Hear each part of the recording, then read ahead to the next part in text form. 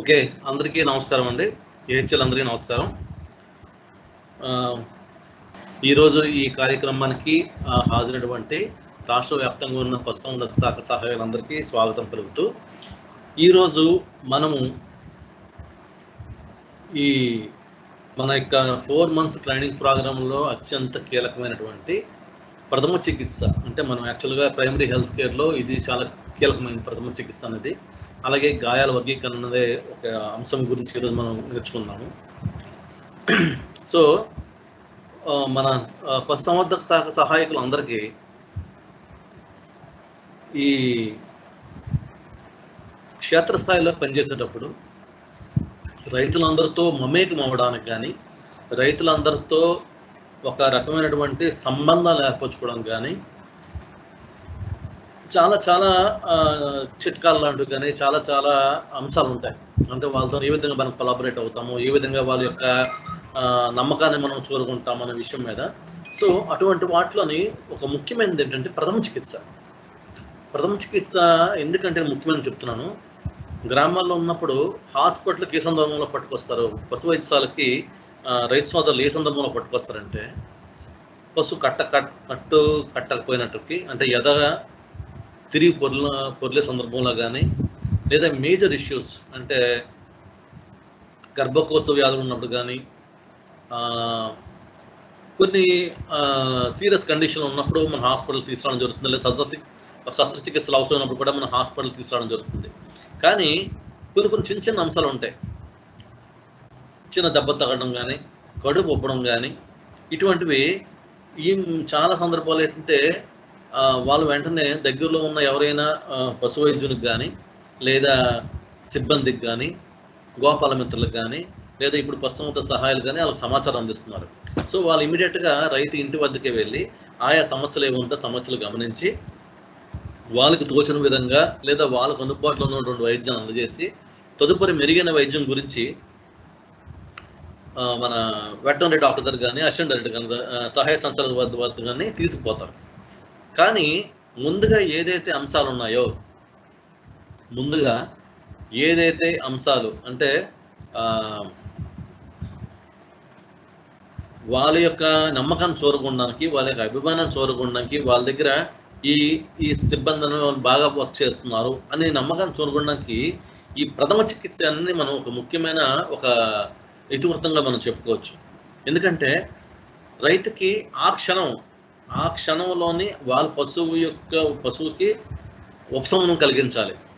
అది గాయాల వల్ల కానీ, లేదా జీర్ణ సంబంధ వ్యాధుల వల్ల ఉపశమనం కలిగించవచ్చు, లేదా విషపూరితమైన కొన్ని కారకాల వల్ల వాళ్ళకి ఉపశమనం కలిగించవచ్చు. ఇలా రకరకాల కారణాల వల్ల ఎప్పుడైతే వాళ్ళ పశువు ఉపశమనం పొందుతుందో ఆ క్షణము అక్కడికి వచ్చినటువంటి సిబ్బందికి కానీ, పశు వైద్యునికి కానీ, ఎవరినైనా సరే రైతు దేవుడి కింద భావిస్తాడు. ఇది మాత్రం నేను క్షుణ్ణంగా చెప్పగలనండి. ఆ టైంలో రైతు ముఖంలో ఆనందం మీరు ఎంత డబ్బులు పెట్టినా మీరు పనిలేదు. అది ఎంత డబ్బు ఇచ్చి పనిలేదు కూడా కాదు. ఎందుకంటే రైతు యొక్క ఆనందం అట్లా ఉంటుంది. కాబట్టి ఈ ప్రథమ చికిత్స ఏదైతే ఉందో ఇది చాలా ఒక అత్యవసరమైనదిగా మనం చెప్పొచ్చు. ప్రథమ చికిత్స అంటే మొట్టమొదటగా పశువులకు చేసే చికిత్సను మనం ప్రథమ చికిత్సగా మనం వర్ణించవచ్చు. సో పశువులకు ఎట్టిన క్షేత్రస్థాయిలో ఉన్నప్పుడు రకరకాల గాయాలు అవ్వచ్చు, లేకపోతే కడుపు నొప్పి అవ్వచ్చు, అజీర్తి రావచ్చు, విరోచనాలు రావచ్చు, విష సంబంధమైనటువంటి అంశాలు తలెత్తవచ్చు, లేకపోతే కాళ్ళు బెనకవచ్చు, కొమ్ము గుచ్చుకోవచ్చు. ఇలాగా రకరకాల కార్యక్రమాలు ఉంటాయి. సో ఆ కార్యక్రమాలని వెంటనే వాళ్ళు ఏం చేస్తారంటే అందుబాటులో ఉన్నటువంటి సిబ్బందికి కానీ, పశు వైద్యునికి కానీ సమాచారం ఇచ్చి అక్కడ వెంటనే ఆ సందర్భంలో రాత్రిపూట్లో కానీ, ఆ అత్యవసర సమయాల్లో కానీ పశువునికి కొద్దిగా ఉపశమనం కలిగిన చర్యలు చేపడతారు. ఆ తదుపరి మెరుగైన చికిత్స కోసం అక్కడ ఉన్నటువంటి సంబంధిత పశు వైద్యశాలకు తీసుకెళ్ళి చికిత్సను తీసుకోవడం జరుగుతుంది. సో అందువల్ల ఏంటంటే ఈ ప్రథమ చికిత్స అనేది అత్యంత కీలకమైనదిగా మనం ఈ ప్రాథమిక ఆరోగ్య పరీక్షను చెప్పుకోవచ్చు. సో ముందుగా ప్రథమ చికిత్సకు వెళ్ళే ముందు గాయాల గురించి తెలుసుకుందాం. పశువులకి ఎటువంటి గాయాలు తగులుతాయి, ఆ గాయాలని మనం ఎన్ని రకాలుగా విభజించవచ్చును, ఎటువంటి గాయానికి ఎటువంటి ప్రథమ చికిత్స చేయవచ్చు, అలాగే గాయాలతో పాటు ఇంకేమైనా అంతర్గతమైన గాయాలు ఏమైనా ఉంటాయా, అలాగే ఎటువంటి అంశాల్లో మనకు ప్రథమ చికిత్స అవసరం అవుతుంది అనే విషయాల గురించి ఈరోజు మనం క్షుణ్ణంగా తెలుసుకుందాం. మొదటగా గాయాలు, వాటి యొక్క వర్గీకరణ. అసలు గాయం అంటే ఏంటి? సో సింపుల్ అండి, చాలా చిన్న తెలుసుకోదగిన విషయం ఇది. గాయం అనగా బాహ్య చర్య. అది కోత అవ్వచ్చు, దెబ్బ అవ్వచ్చు, లేదా శస్త్రచికిత్స అవ్వచ్చు. బాహ్య చర్య కారణంగా చర్మం కానీ ఏదైనా శారీరక కణజాలం యొక్క కొనసాగింపులో విరామం కలుగుట, అంటే కంటిన్యూస్గా ఉన్నటువంటి ఒక చర్మం కానీ లేదా శారీరక కణజాలం పైన ఎక్కడైనా బ్రేక్ వచ్చిందంటే దాన్ని మనం గాయంగా మనం అభివర్ణించవచ్చు. సో గాయం అంటే బాహ్య చర్య కారణంగా చర్మం మరియు ఏదైనా శారీరక కణజాలం యొక్క కొనసాగింపులో విరామం కలగడాన్ని మనం గాయం అంటారు. ఆ గాయం అన్నది దెబ్బ వల్ల అవ్వచ్చు, ఏదైనా కోత వల్ల అవ్వచ్చు, ఏదైనా గుచ్చుకోవడం వల్ల అవ్వచ్చు, పడిపోవడం వల్ల అవ్వచ్చు, లేదా శస్త్రచికిత్స వల్ల అవ్వచ్చు. దేనిని మనం గాయం అంటాం. ఒక గాయం సాధారణంగా చర్మ గాయంగా పరిగణించబడుతుంది. ఎందుకంటే పైన దెబ్బ తగిలింది కాబట్టి దాన్ని చర్మ గాయం అని మనం వివరిస్తాం. ఒక్కోసారి ఈ గాయం ఏదైతే ఉందో ఇది లోతైన కణజాలకు కూడాను విస్తరిస్తుంది. లోతైన కణజాలకు కూడా ఇదే విస్తరిస్తుంది. అయితే ఈ మన పశు వైద్యం యొక్క వైద్య విధానంలో వీటి గాయాల యొక్క సంరక్షణ అనేది చాలా అవసరం. ఎందుకంటే శస్త్రచికిత్స వల్ల కానీ లేదా వేరే గాయాల వల్ల కానీ పైన చర్మం పైన మనం వాటికి కొనసాగింపులో మనకి చిన్న డిస్టర్బెన్స్ ఏర్పడినప్పుడు, ఒక్కోసారి బాహ్యంగా ఏర్పడినప్పుడు మనం సులువుగా వాటిని చికిత్స ద్వారా నయం చేసుకోవచ్చు. ఒకసారి అంతర్గతంగా లోపల వరకు గాయమైనప్పుడు దానికి చాలా ఇబ్బందులు పడుతూ మనం చికిత్స చేయవలసి వస్తుంది. దానికి కొంత వ్యవధి కూడా తీసుకోవాల్సి వస్తుంది. కాబట్టి జంతువు యొక్క కోలుకునే వ్యవధి మరియు దాని పరిధి కూడాను ఈ గాయం యొక్క రకాన్ని బట్టి మారుతూ ఉంటాయి. అయితే ఈ గాయాలు మనం 2 రకాలుగా మనం చెప్పుకోవచ్చు. ఒకటి closed wounds, 2 open wounds. Closed wounds, open wounds. మీకు చిత్రాల్లో మీకు 2 రకాలు చూపించాను చూడండి. ఒకటి పైన ఎక్కడ మీకు దెబ్బ తగల, అంటే దెబ్బ తగిలింది కానీ ఎక్కడ మీకు రక్తం చుక్క మీకు కనబడలేదు. చూసారా మీరు? అక్కడ ఉన్న బాగా ఉబ్బిపోయి ఉంది తప్ప ఎక్కడ మీకు చర్మం యొక్క ఆ దెబ్బ పైన ఎక్కడ మీకు రక్తం జీర కానీ రక్తం చుక్క కానీ మీకు కనబడలేదు. దీన్నే మనం క్లోజ్డ్ వూండ్స్ అంటాం. రెండో చిత్రాన్ని మీరు గమనించినట్లయితే పక్క భాగంలో మీకు రక్తం చుక్కలు కనిపిస్తున్నాయి. అంటే కంటిన్యూటీ డ్యామేజ్ అయ్యింది. పశువు యొక్క చర్మం యొక్క కొనసాగింపు ఏదైతే ఉందో కొనసాగింపులో మీకు కొంత విరామం కలిగి దెబ్బ తగిలి అక్కడ మీకు రక్తం చుక్కలు కనిపిస్తుంది. సో అది బహిర్గత గాయాలంట, ఓపెన్ వూండ్స్ అంటాం. సో ఇంకోసారి మీకు చెప్తున్నాను, క్లోజ్డ్ వూండ్స్ అంటే ఏంటి, ఓపెన్ వూండ్స్ అంటే ఏంటి. చర్మం చిట్లకుండా అంతర్లీనంలో ఉన్నటువంటి కణజాలం బహిర్గతం కాకుండా నష్టం జరిగితే దాన్ని మనం క్లోజ్డ్ వూండ్స్ అంటాం. అంటే కౌకు దెబ్బలు, పోలీస్ దెబ్బలు లాంటివి అమ్మ. సింపుల్గా చెప్పాలంటే పోలీస్ దెబ్బలు లాంటివి. చూడండి, అంటే ఇక్కడ క్రిటిసైజ్ చేయడం కాదు, ఎక్కడైనా మనం దెబ్బలు తగినప్పుడు కానీ ఎవరైనా తప్పు చేసినప్పుడు పోలీస్ శాఖ వాళ్ళు తీసుకెళ్ళి ఇంట్రాగేషన్ చేస్తారు, మళ్ళీ జాగ్రత్తగా బయట పంపిస్తారు. సో కొట్టినట్టు బయట వాళ్ళు తెలియదు, కొట్టేమని చెప్పడానికి ఎదురు కూడా తెలియదు. అంటే దెబ్బలు మీకు కనబడవు కానీ దెబ్బలు కొట్టించుకునడం మాత్రం దాని ప్రభావం స్పష్టంగా కనిపిస్తుంది. సో వాటిని మనం క్లోజ్డ్ వూండ్స్ అంటాం. సో చర్మం చిట్లకుండా అంతర్లీన కణజాలం బహిర్గతం కాకుండా నష్టం జరుగుతుంది. దీన్ని మనం క్లోజ్డ్ వూండ్స్ అంటాము. రెండో దాన్ని బహిర్గత గాయాలు లేదా ఓపెన్ వూండ్స్ అంటాం.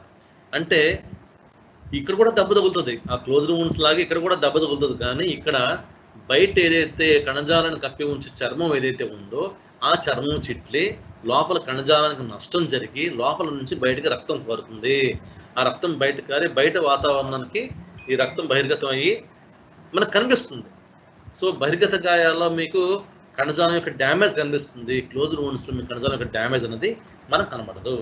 అయితే ఈ క్లోజ్డ్ వూండ్స్ వద్దాం మనం ఇప్పుడు. క్లోజ్డ్ వూండ్స్లో 3 రకాలు ఉంటాయి. అంటే పైన కణజాలం కానీ చర్మం కానీ నష్టం జరగకుండా లోపల ఉన్నటువంటి కణజాలం డ్యామేజ్ అవ్వడాన్ని మనం క్లోజ్డ్ వూండ్స్ అని చెప్తున్నాము. ఆ క్లోజ్డ్ వూండ్స్ అనేది 3 రకాలు. ఒకటి కంట్యూజన్ wounds, 2 bruise, 3 haematoma. So కంట్యూజన్ wound అంటే ఏంటి, బ్రూయిస్ అంటే ఏంటి, హిమటోమా అంటే ఏంటి? సో కంట్యూజన్ వూండ్ అంటే మొద్దుగా ఉన్నటువంటి వస్తువుల వల్ల ఏదైనా మనకి దెబ్బ తగిలితే చర్మం మీద, మామూలుగా సూదిగా వస్తువులు అయితే చర్మం గ్యారెంటీగా కొద్దిగా డ్యామేజ్ అవుతుంది. కానీ మొద్దు బారిన వస్తువుల వల్ల కానీ పశువులకు ఏమైనా ఇబ్బంది కలిగితే దాన్ని మనం కంట్యూజన్ వూండ్ అంటాం. కంటూజన్ wound అంటాం. ఓకే, సో మొద్దుగా బారినటువంటి వస్తువులు అంటే ఎటువంటి వస్తువులు అండి? ఉదాహరణకి ఒక గుణపం ఉంది, క్రోబార్ ఉంది. ఆ క్రోబార్తోని మనకి సూదిగన వైపు కాకుండా మొద్దుగన వైపు నుండి మన తల మీద దప్పడింది అనుకోండి, మనకు బొడుపు కాస్తుంది. సో ఆ మొద్దుగా ఉన్న వస్తువులో మన పైన దెబ్బేం తగలేదు, రక్తం కూడా కాలేదు, కానీ మన అక్కడ ఉన్నటువంటి కణజాల లోపల భాగం కొద్దిగా డ్యామేజ్ అయ్యి పైన మనకి ఒక బొడుపు మాదిరిగా వస్తుంది. దాన్ని మనం కంటూజన్ wound అంటాం. అంటే ముద్దుగా బారినటువంటి వస్తువులు కలిగే గాయాన్ని మనం కంటూజన్ wound గా మనం చెప్పుకోవచ్చు. అలాగే బ్రూయిస్ అంటే ఏంటి?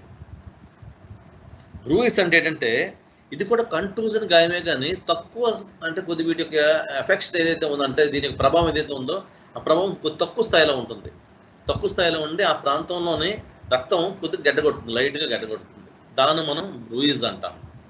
అలాగే హిమటోమా. హిమటోమా అంటే ఆ దెబ్బ తగలడం వల్ల లోపల ఉన్నటువంటి రక్తం, ఆ కణజాలం డ్యామేజ్ అయ్యి లోపల ఉన్నటువంటి నరాలు చిట్లి రక్తం గడ్డగట్టేస్తుంది. అక్కడ అంటే రక్తం లోపల నుంచి బయటకు వచ్చి, అంటే బయట చర్మం నుంచి బయట రాదండి, లోపల నుంచి లోపలే ఉండి అక్కడ రక్తం గడ్డగట్టేస్తుంది. దాన్ని మనం హిమటోమా అంటాం. So contusion, bruise, haematoma. So 3 రకాల క్లోజ్ wounds. సో ఇప్పుడు మీకు ఆల్రెడీ మీకు ఇదివరకే చెప్పి ఉన్నాను నేను, మొద్దుగా ఉండే వస్తువులు కలిగే గాయాన్ని మనం కంటూజన్ wound అన్నాం. తక్కువ స్థాయి కంటూజన్ గాయం, దీనిలో రక్తం గడ్డగొడుతుంది, దాన్ని మనం బ్రూయిస్ అన్నాము. అలాగే రక్తనాళం దెబ్బతిన్న వల్ల చర్మం కింద రక్తం చేరి తర్వాత గడ్డ వల్ల ఏర్పడుతుంది. అంటే పైనుండి ఒక బ్లో వచ్చింది, ఆ స్కిన్ మీద కానీ కణజాలం మీద కానీ బ్లో వచ్చింది. ఆ బ్లో రావడం వల్ల లోపల ఏదైతే కణజాలాలు ఉన్నాయో కణజాలు డ్యామేజ్ అవుతున్నాయి, రక్తనాళాలు డ్యామేజ్ అవుతున్నాయి. రక్తనాళాలు డ్యామేజ్ అవడం వల్ల రక్తం బయటకు వస్తుంది, కానీ చర్మం నుంచి బయటకు రావడం వల్ల.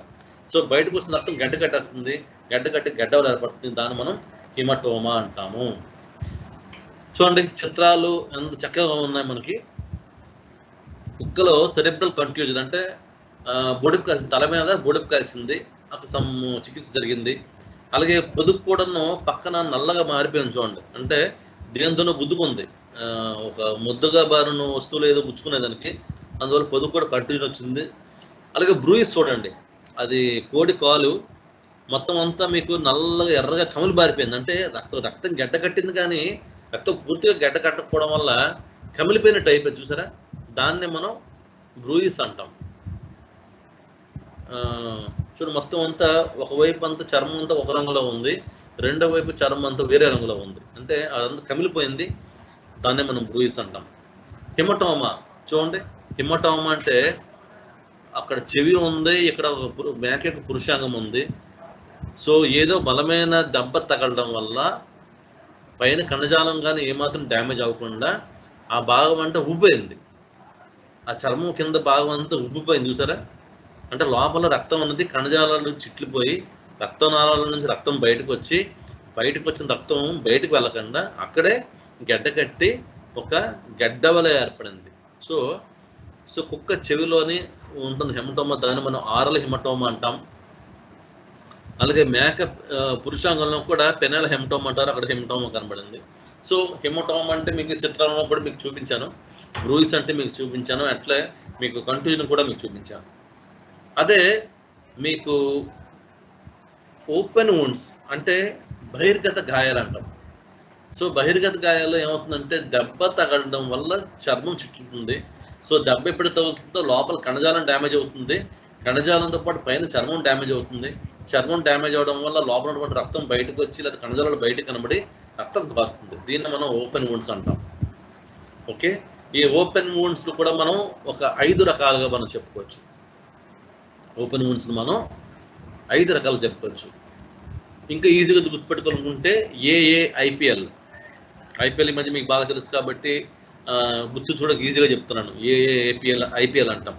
ఐ అంటే ఇన్సైజ్డ్ wounds, పి అంటే పంక్చర్డ్ wounds, ఎల్ అంటే లాసరేటెడ్ wounds, అలాగే ఏ అంటే ఎవల్షన్, ఇంకొక ఏ అంటే అబ్రేషన్. సో సింపుల్గా మీరు గుర్తుపెట్టుకోవాలనుకుంటే ఐపీఎల్ లేదా ఐపీఎల్ ఐ అంటే ఇన్సైజ్డ్ wounds, పి అంటే పంక్చర్డ్ wounds, ఎల్ అంటే లాసరేటెడ్ wounds, ఏ అంటే ఎవల్షన్ wounds, ఇంకొక ఏ అంటే అబ్రేషన్ wounds. అసలు ఇన్సైడ్ wounds అంటే ఏంటి, పంక్చర్డ్ wounds అంటే ఏంటి, లాసరేటెడ్ wounds అంటే ఏంటి, అబ్రేషన్ wound అంటే ఏంటి, ఎవల్షన్ wound అంటే ఏంటి చూద్దాం మనం. ఇన్సైజ్డ్ పేర్లందు కోసుకుపోవడం, సో ఒక బ్లేడ్తో కానీ చాక్తో కానీ చర్మం యొక్క పైన కణజాలంలో వాటికి కంటిన్యూటీలో మనం దెబ్బ తగిలిన అంటే కంటిన్యూటీలో విరామం కలిగినప్పుడు దాన్ని మనం ఇన్సైజర్ వూండ్స్ అంటే కోసుకుపోయే గాయాలు అంటాం. పంక్చర్డ్ వూండ్స్ అంటే గుచ్చుకుపోయే గాయాలు, అంటే ఒక మేకు గుచ్చుకోవడం కానీ ఒక ముళ్ళోది గుచ్చుకోవడం కానీ ఇటువంటి వాటిని మనం గుచ్చుకుపోయే గాయాలు అంటాం. చీరుకుపోవడం ఒక షార్ప్ ఎడ్జ్తోని అంటే ఒక కత్తితో కానీ వాక్తో కానీ చర్మం పైన దెబ్బ పడినప్పుడు ఆ భాగం అంటే చీరుకుపోద్ది, అంటే చర్మం యొక్క ఫ్లాప్ మొత్తం పోద్ది, దాన్ని మనం చీరుకుపోయే గాయాలు అంటాం. అలాగే చర్మం కొట్టుకుపోవడం, సో బండి మీద బాగా ఫాస్ట్గా వెళ్తున్నప్పుడు యాక్సిడెంట్ జరిగింది, ఒక చాలా దూరం వరకు లాక్కుంటూ పోయింది, చర్మం అంతా పైన కొట్టుకుపోద్ది, దాన్ని మనం అబ్రేజన్ వూండ్స్ అంటాం. ఒక బుల్లక్ కార్ట్ అంటే ఎద్దుల బండి వెళ్తుందండి, ఎద్దుల బండి వెళ్తున్నప్పుడు వెనక లారీ వచ్చి గుద్దింది ఎద్దుల బండికి. సో ఎద్దుల బండితో పాటు ఎద్దుల బండి కూడా కొంతవరకు రోడ్డు మీద గీసుకుంటూ పోతుంది, అప్పుడు పైన ఉన్నటువంటి వాటి పైన చర్మం అంతా కొట్టుకుపోద్ది, దాన్ని మనం అబ్రేజన్ వూండ్స్ అంటాం. అలాగే ఊడిపోవడం ఎవల్షన్ అంటే కొన్ని సందర్భాల్లో మనం ఎవల్షన్ పదం వాడతాం. మనం పూర్తి అంటే గులక ఊడిపోవడం, కొమ్ము ఊడిపోవడం లేదా గిట్టలు ఊడిపోవడం మనం ఎవల్షన్గా మనం చెప్పుకోవచ్చు. సో ఇప్పుడు మీకు చిత్రంలో చూపించినట్లయితే కోసుకుపోవడం, గుచ్చుకోవడం గాయాలు మీకు ఫోటోలో చూపించండి. కోసుకుపోవడం అంటే ఒక షార్ప్ ఆబ్జెక్ట్స్ వల్ల, కత్తి వల్ల కానీ బ్లేడ్ వల్ల కానీ లేదా గాజు పెంకు వల్ల కానీ చర్మం యొక్క కంటిన్యూటీలో మనకి డ్యామేజ్ జరిగింది. అక్కడ చూసారా, చర్మం చిట్లిపోయింది, అంటే చర్మం రెండుగా విడిపోయింది, ఆ భాగంలో లోపల ఉన్నటువంటి కణజాలం మనకి క్లియర్గా కనిపిస్తుంది, దీన్నే మనం కోసుకుపోయే గాయాలు అంటాం.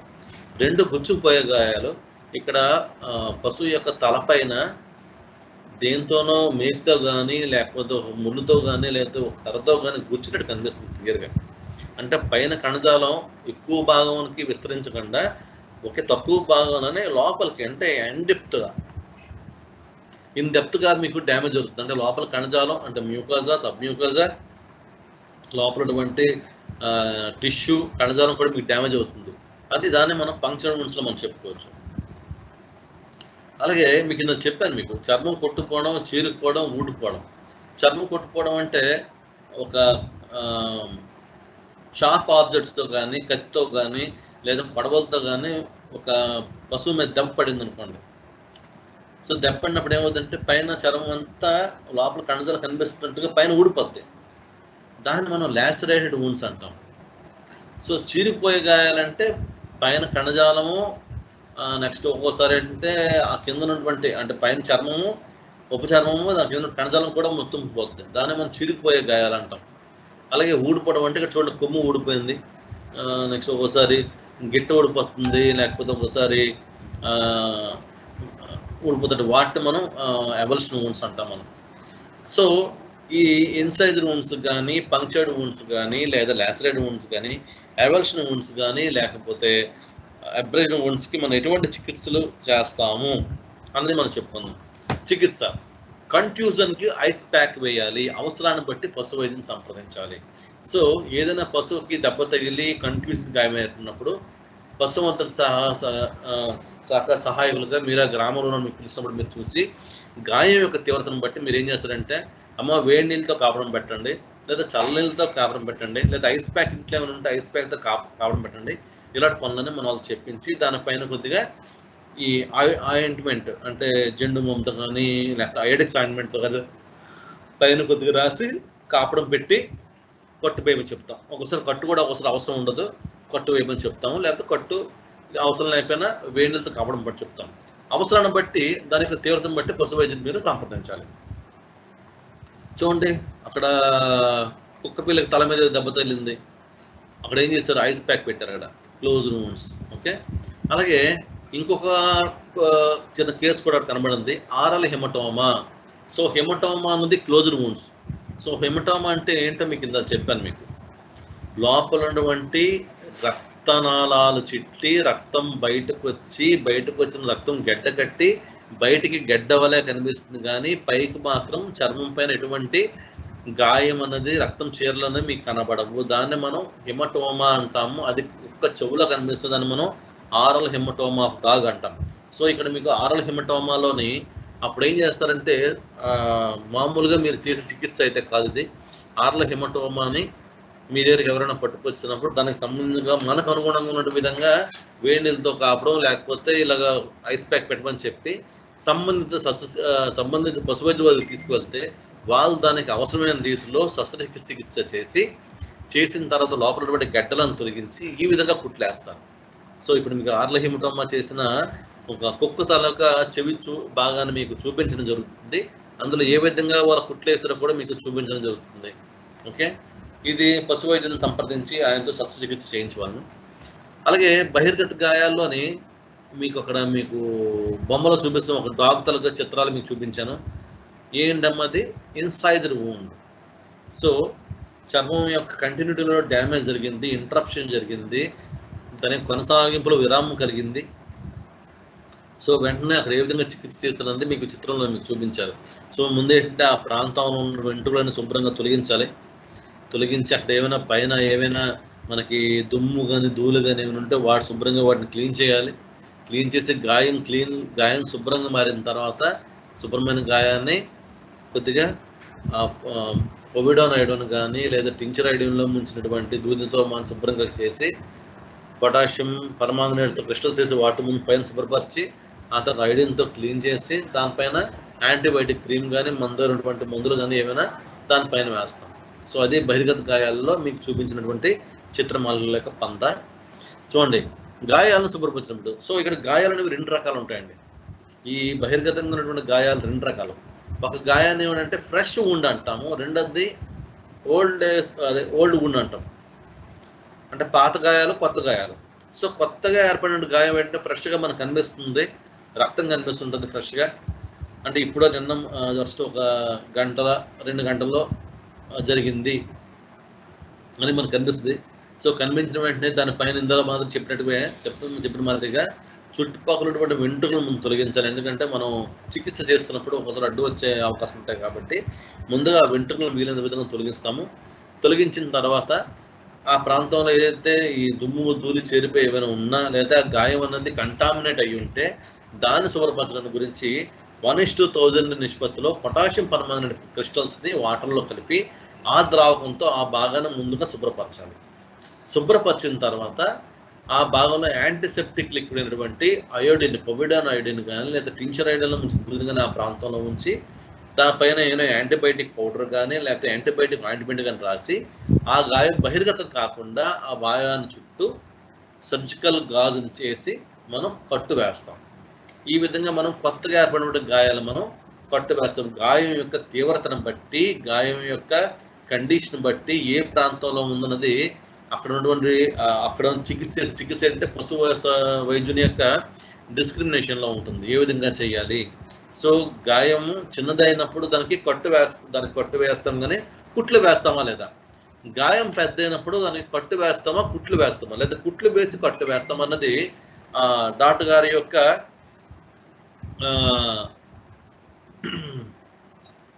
డిస్క్రిప్షన్ మీద ఆధారపడి ఉంటుంది. అదే పాత గాయాలు ఏర్పడడం, ఒకసారి కొత్త గాయాలకి మనం పొటాషియం వాడుతున్నాం, అలాగే పాత గాయాలకు కూడా మనం ఏం చేస్తాం. ఒకవేళ గాయం ఏర్పడి ఒక 2-3 రోజులు ఏర్పడింది అనుకోండి, ఒక 2 days ఏర్పడింది గాయాలు ఏర్పడి. సో గాయం ఏర్పడి 2 రోజులు ఏర్పడినప్పుడు ఆ భాగం పైన అటువంటి కణజాలం కొద్దిగా కుళ్ళిపోతుంది, అలాగే పైన దుమ్ము ధూళి చేరిపోయి ఉంటాయి. సో అటువంటి సందర్భంలో మనం ఏం చేస్తామంటే ఆ గాయాలని పొటాషియం పర్మాంగనేట్ ద్రావకం అంటే క్రిస్టల్స్ తీసుకొని వాటిని నీటిలో వేసి 1:1000 నిష్పత్తిలో శుభ్రం చేస్తాం. ఈ పక్క చిత్రంలో మీకు అక్కడ ఫోటోలో మీకు చూపించిన మాదిరిగానే అది ఇన్సైజర్ వూండ్ కానీ లేదా పంక్చర్డ్ వూండ్ కానీ లాసరేట్ వూండ్ కానీ ఆ భాగాన్ని అంతా దూది నుంచి పొటాషియం పర్మాంగనేట్ స్ఫటికాలు నీటిలో వేసినటువంటి వాటితో శుభ్రపరిచిన తర్వాత ఆ భాగాన్ని చుట్టుపక్కల భాగాన్ని కూడా మనం శుభ్రపరుస్తాము. ఆ తర్వాత ఏం చేస్తామంటే పొటాషియం పర్మాంగనేట్తో మీకు క్లీన్ చేసిన తర్వాత టించర్ ఐడిన్ కానీ పౌడర్ ఐడిన్ కానీ తీసుకొని దూది ముంచి ఎక్కడైతే గాయం ఏర్పడిందో గాయం పైన మనం ఉంచుతాం. సో ఆ పైన ఉంచడం వల్ల రక్త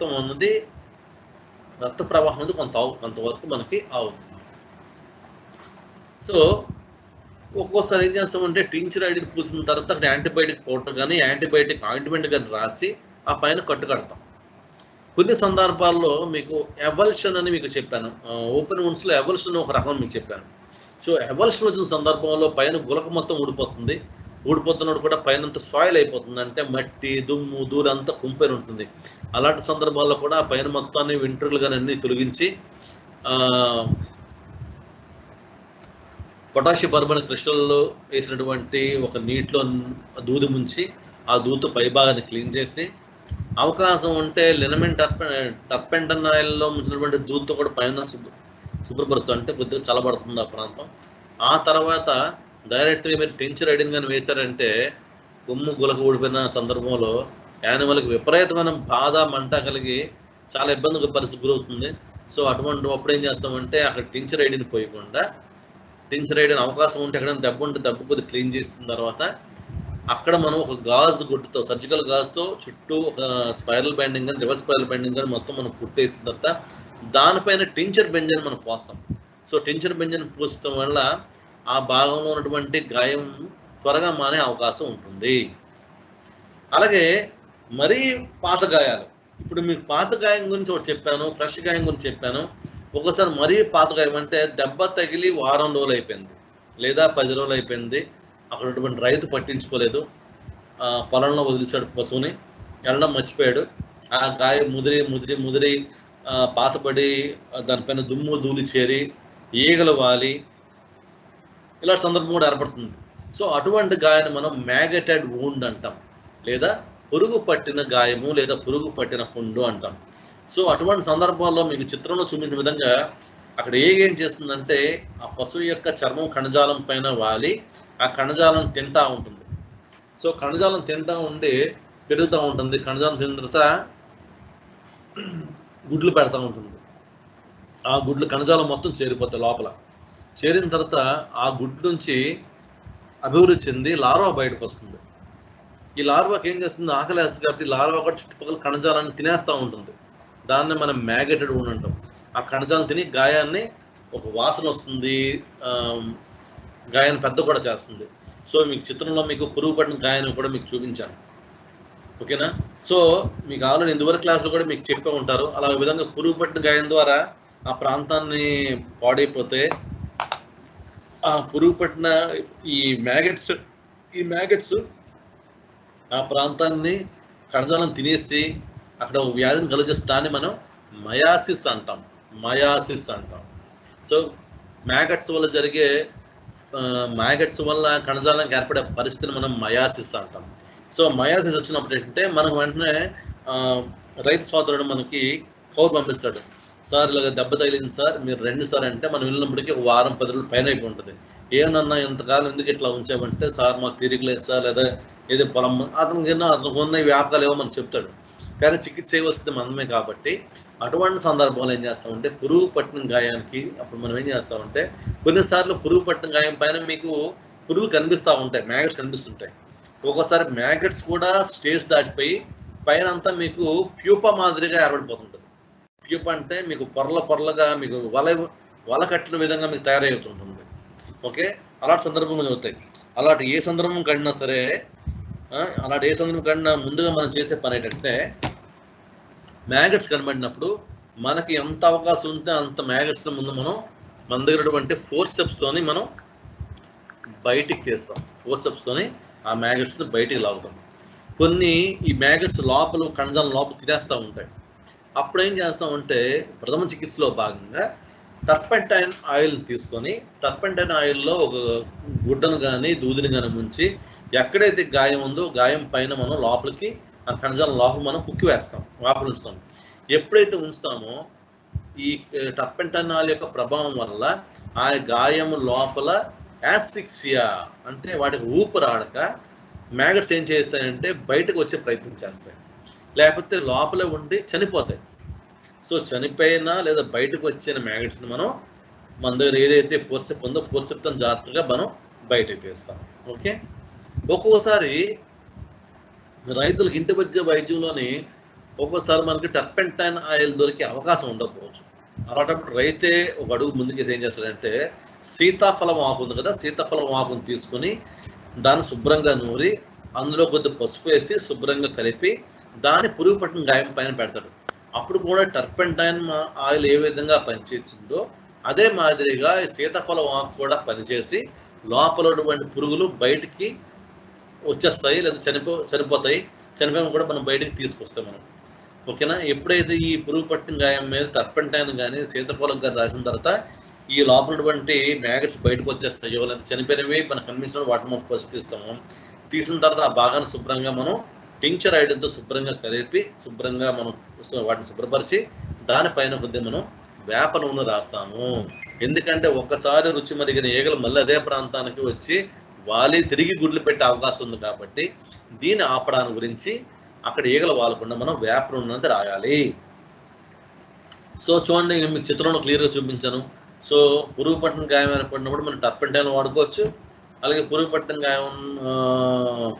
గాయంకి టర్పెంటైన్ అంతా క్లీన్ చేసిన తర్వాత మళ్ళీ ఆ పురుగు పట్టిన గాయం మీద ఈగలు కానీ ఏమి వాలకుండా మళ్ళీ పురుగు చేరకుండా మనం వేప నూనె రాస్తాం. చూడండి, అక్కడ వేపాకులు ఉంది కదా, వేప నూనె మనం ఎప్పుడైతే రాస్తామో వాటి యొక్క వాసన వల్ల, వాటి యొక్క పంజెంట్ స్మెల్ వల్ల ఈగలు వాలకుండా ఉంటాయి. అలాగే కొన్ని రకాల గాయాలను మనం ఏంటంటే, అంటే మీకు గాయాల్లో మీకు కొత్త గాయాలు చెప్పాను, ఫ్రెష్ వన్ చెప్పాను, పాత గాయాలు చెప్పాను, మరీ పాత గాయాలు అంటే పురుగు పట్టిన గాయం చెప్పాను. సో ఇంకో గాయం ఏంటంటే కాలిన గాయాలు. ఇంకో గాయం ఏంటి చెప్పానమ్మా? కాలిన గాయాలు. సో చాలా సందర్భాల్లో క్షేత్రస్థాయిలో పశువుల పాకలను తాటి కమ్మలతో కానీ కొబ్బరి కమ్మలతో కానీ ఇండిజినస్ ఆర్టికల్స్తో అవి నిర్మించబడి ఉంటాయి. ఏదైనా అకస్మాత్ ప్రమాదాల వల్ల కానీ, లేకపోతే మానవ కారణాల వల్ల కానీ, లేదా ప్రకృతి వైపరీత్యాల వల్ల కానీ ఒక్కోసారి అగ్ని ప్రమాదాలకి, అకస్మాత్ ప్రమాదాలకు లోనే అవకాశాలు ఉంటాయి. సో అటువంటి అయినప్పుడు మనం ఏ విధంగా గాయాన్ని శుభ్రపరుస్తామని తెలుసుకుందాం. చూడండి, అగ్నికేలంలోనే గాయం ఏర్పడినప్పుడు మొదట ఆ గాయానికి మనం ఏం చేయాలంటే చల్లటి నీటితో కడగాలి. సాధారణంగా మనం చాలా మంది చెప్తున్నారంటే గాయం పైన నీరు పడిందంటే మళ్ళీ మానదు అంటారు. కానీ అక్కడ ఉన్నటువంటి కాలిన గాయాలకు ముందుగా మనం చల్లని నీటితో ముందు మనం క్లీన్ చేయాలి. ఆ పైన దుమ్ము కానీ, ధూళి కానీ, లేదా కాలిపోయినటువంటి ఈ బొగ్గు కానీ ఇటువంటివి ఉండే అవకాశం ఉంటాయి. కాబట్టి ముందు శుభ్రంగా చన్నీళ్ళతో కడుగుతాము. కడిగిన తర్వాత పైన మళ్ళీ దుమ్ము చురుకోకుండా ఒక టర్పెంటైన్ ఆయిల్లో దూదు ముంచేసి, అంటే ప్రాక్టికల్గా నేను కొన్ని పాయింట్స్ చెప్తున్నాను. సో టర్పెంటైన్లో దూదు ముంచి ఆ ప్రాంతాన్ని శుభ్రపరిచి ఆ ప్రాంతం పైన ఈగలు వాలకుండా లేపనాలను మనం కొద్దిగా వేసినట్లయితే ఈగ చేరకుండా ఉంటుంది. ఎందుకంటే ఎక్కువ భాగం కాలిపోయి ఉంటుంది కాబట్టి మనం ఎక్కువ భాగం ఆయింట్మెంట్ రాసే సిచ్యువేషన్ ఒకసారి గమనించకపోవచ్చు, లేదా కుట్లు వేసే సిచ్యువేషన్ గమనించకపోవచ్చు. సో అటువంటి సందర్భాల్లో పైన మనం ఈ వేప నూనె కానీ, లేకపోతే ఆయింట్మెంట్ యొక్క లేపనాలు కానీ రాసినట్లయితే ఈగలు వాలకుండా తిరిగి గుడ్లు పెట్టకుండా ఉండే అవకాశాలు ఉంటాయి. సో ఎప్పుడైతే అంతా క్లీన్ చేస్తామో ఈ రాసిన లేపనాలలో ముఖ్యమైనది ఏంటంటే బర్నాల్ అనే లేపనం చెప్పిన సిట్రమైడ్ ఆయింట్మెంట్. ఈ బర్నాలను ఏం చేస్తామంటే పైన మనం యాంటీబయాటిక్ మందుగా మనం రాస్తాము. అలాగే ఆల్రెడీ గాయచుడు వెంట్రులు తీసివేయాలి ఇక్కడ రాశారు, కానీ సాధారణంగా కాలిపోయినప్పుడు మనకు ఆల్రెడీ వెంట్రులు కాలిపోతాయి. వెంట్రులు కాలిపోయి పైన చర్మం కాలిపోయి కింద భాగం కూడా కాలిపోయే ప్రమాదాలు కూడా 20 డిగ్రీ బౌన్స్లో ఉంటుంది, 3rd డిగ్రీ బౌన్స్లో ఉంటుంది. సో అటువంటి సందర్భాల్లో పశువుకి మనం ఎంతవరకు ట్రీట్మెంట్ చేస్తున్నాము, ఎంత పరిధిలో మనం ట్రీట్మెంట్ చేస్తామని చాలా అవసరం.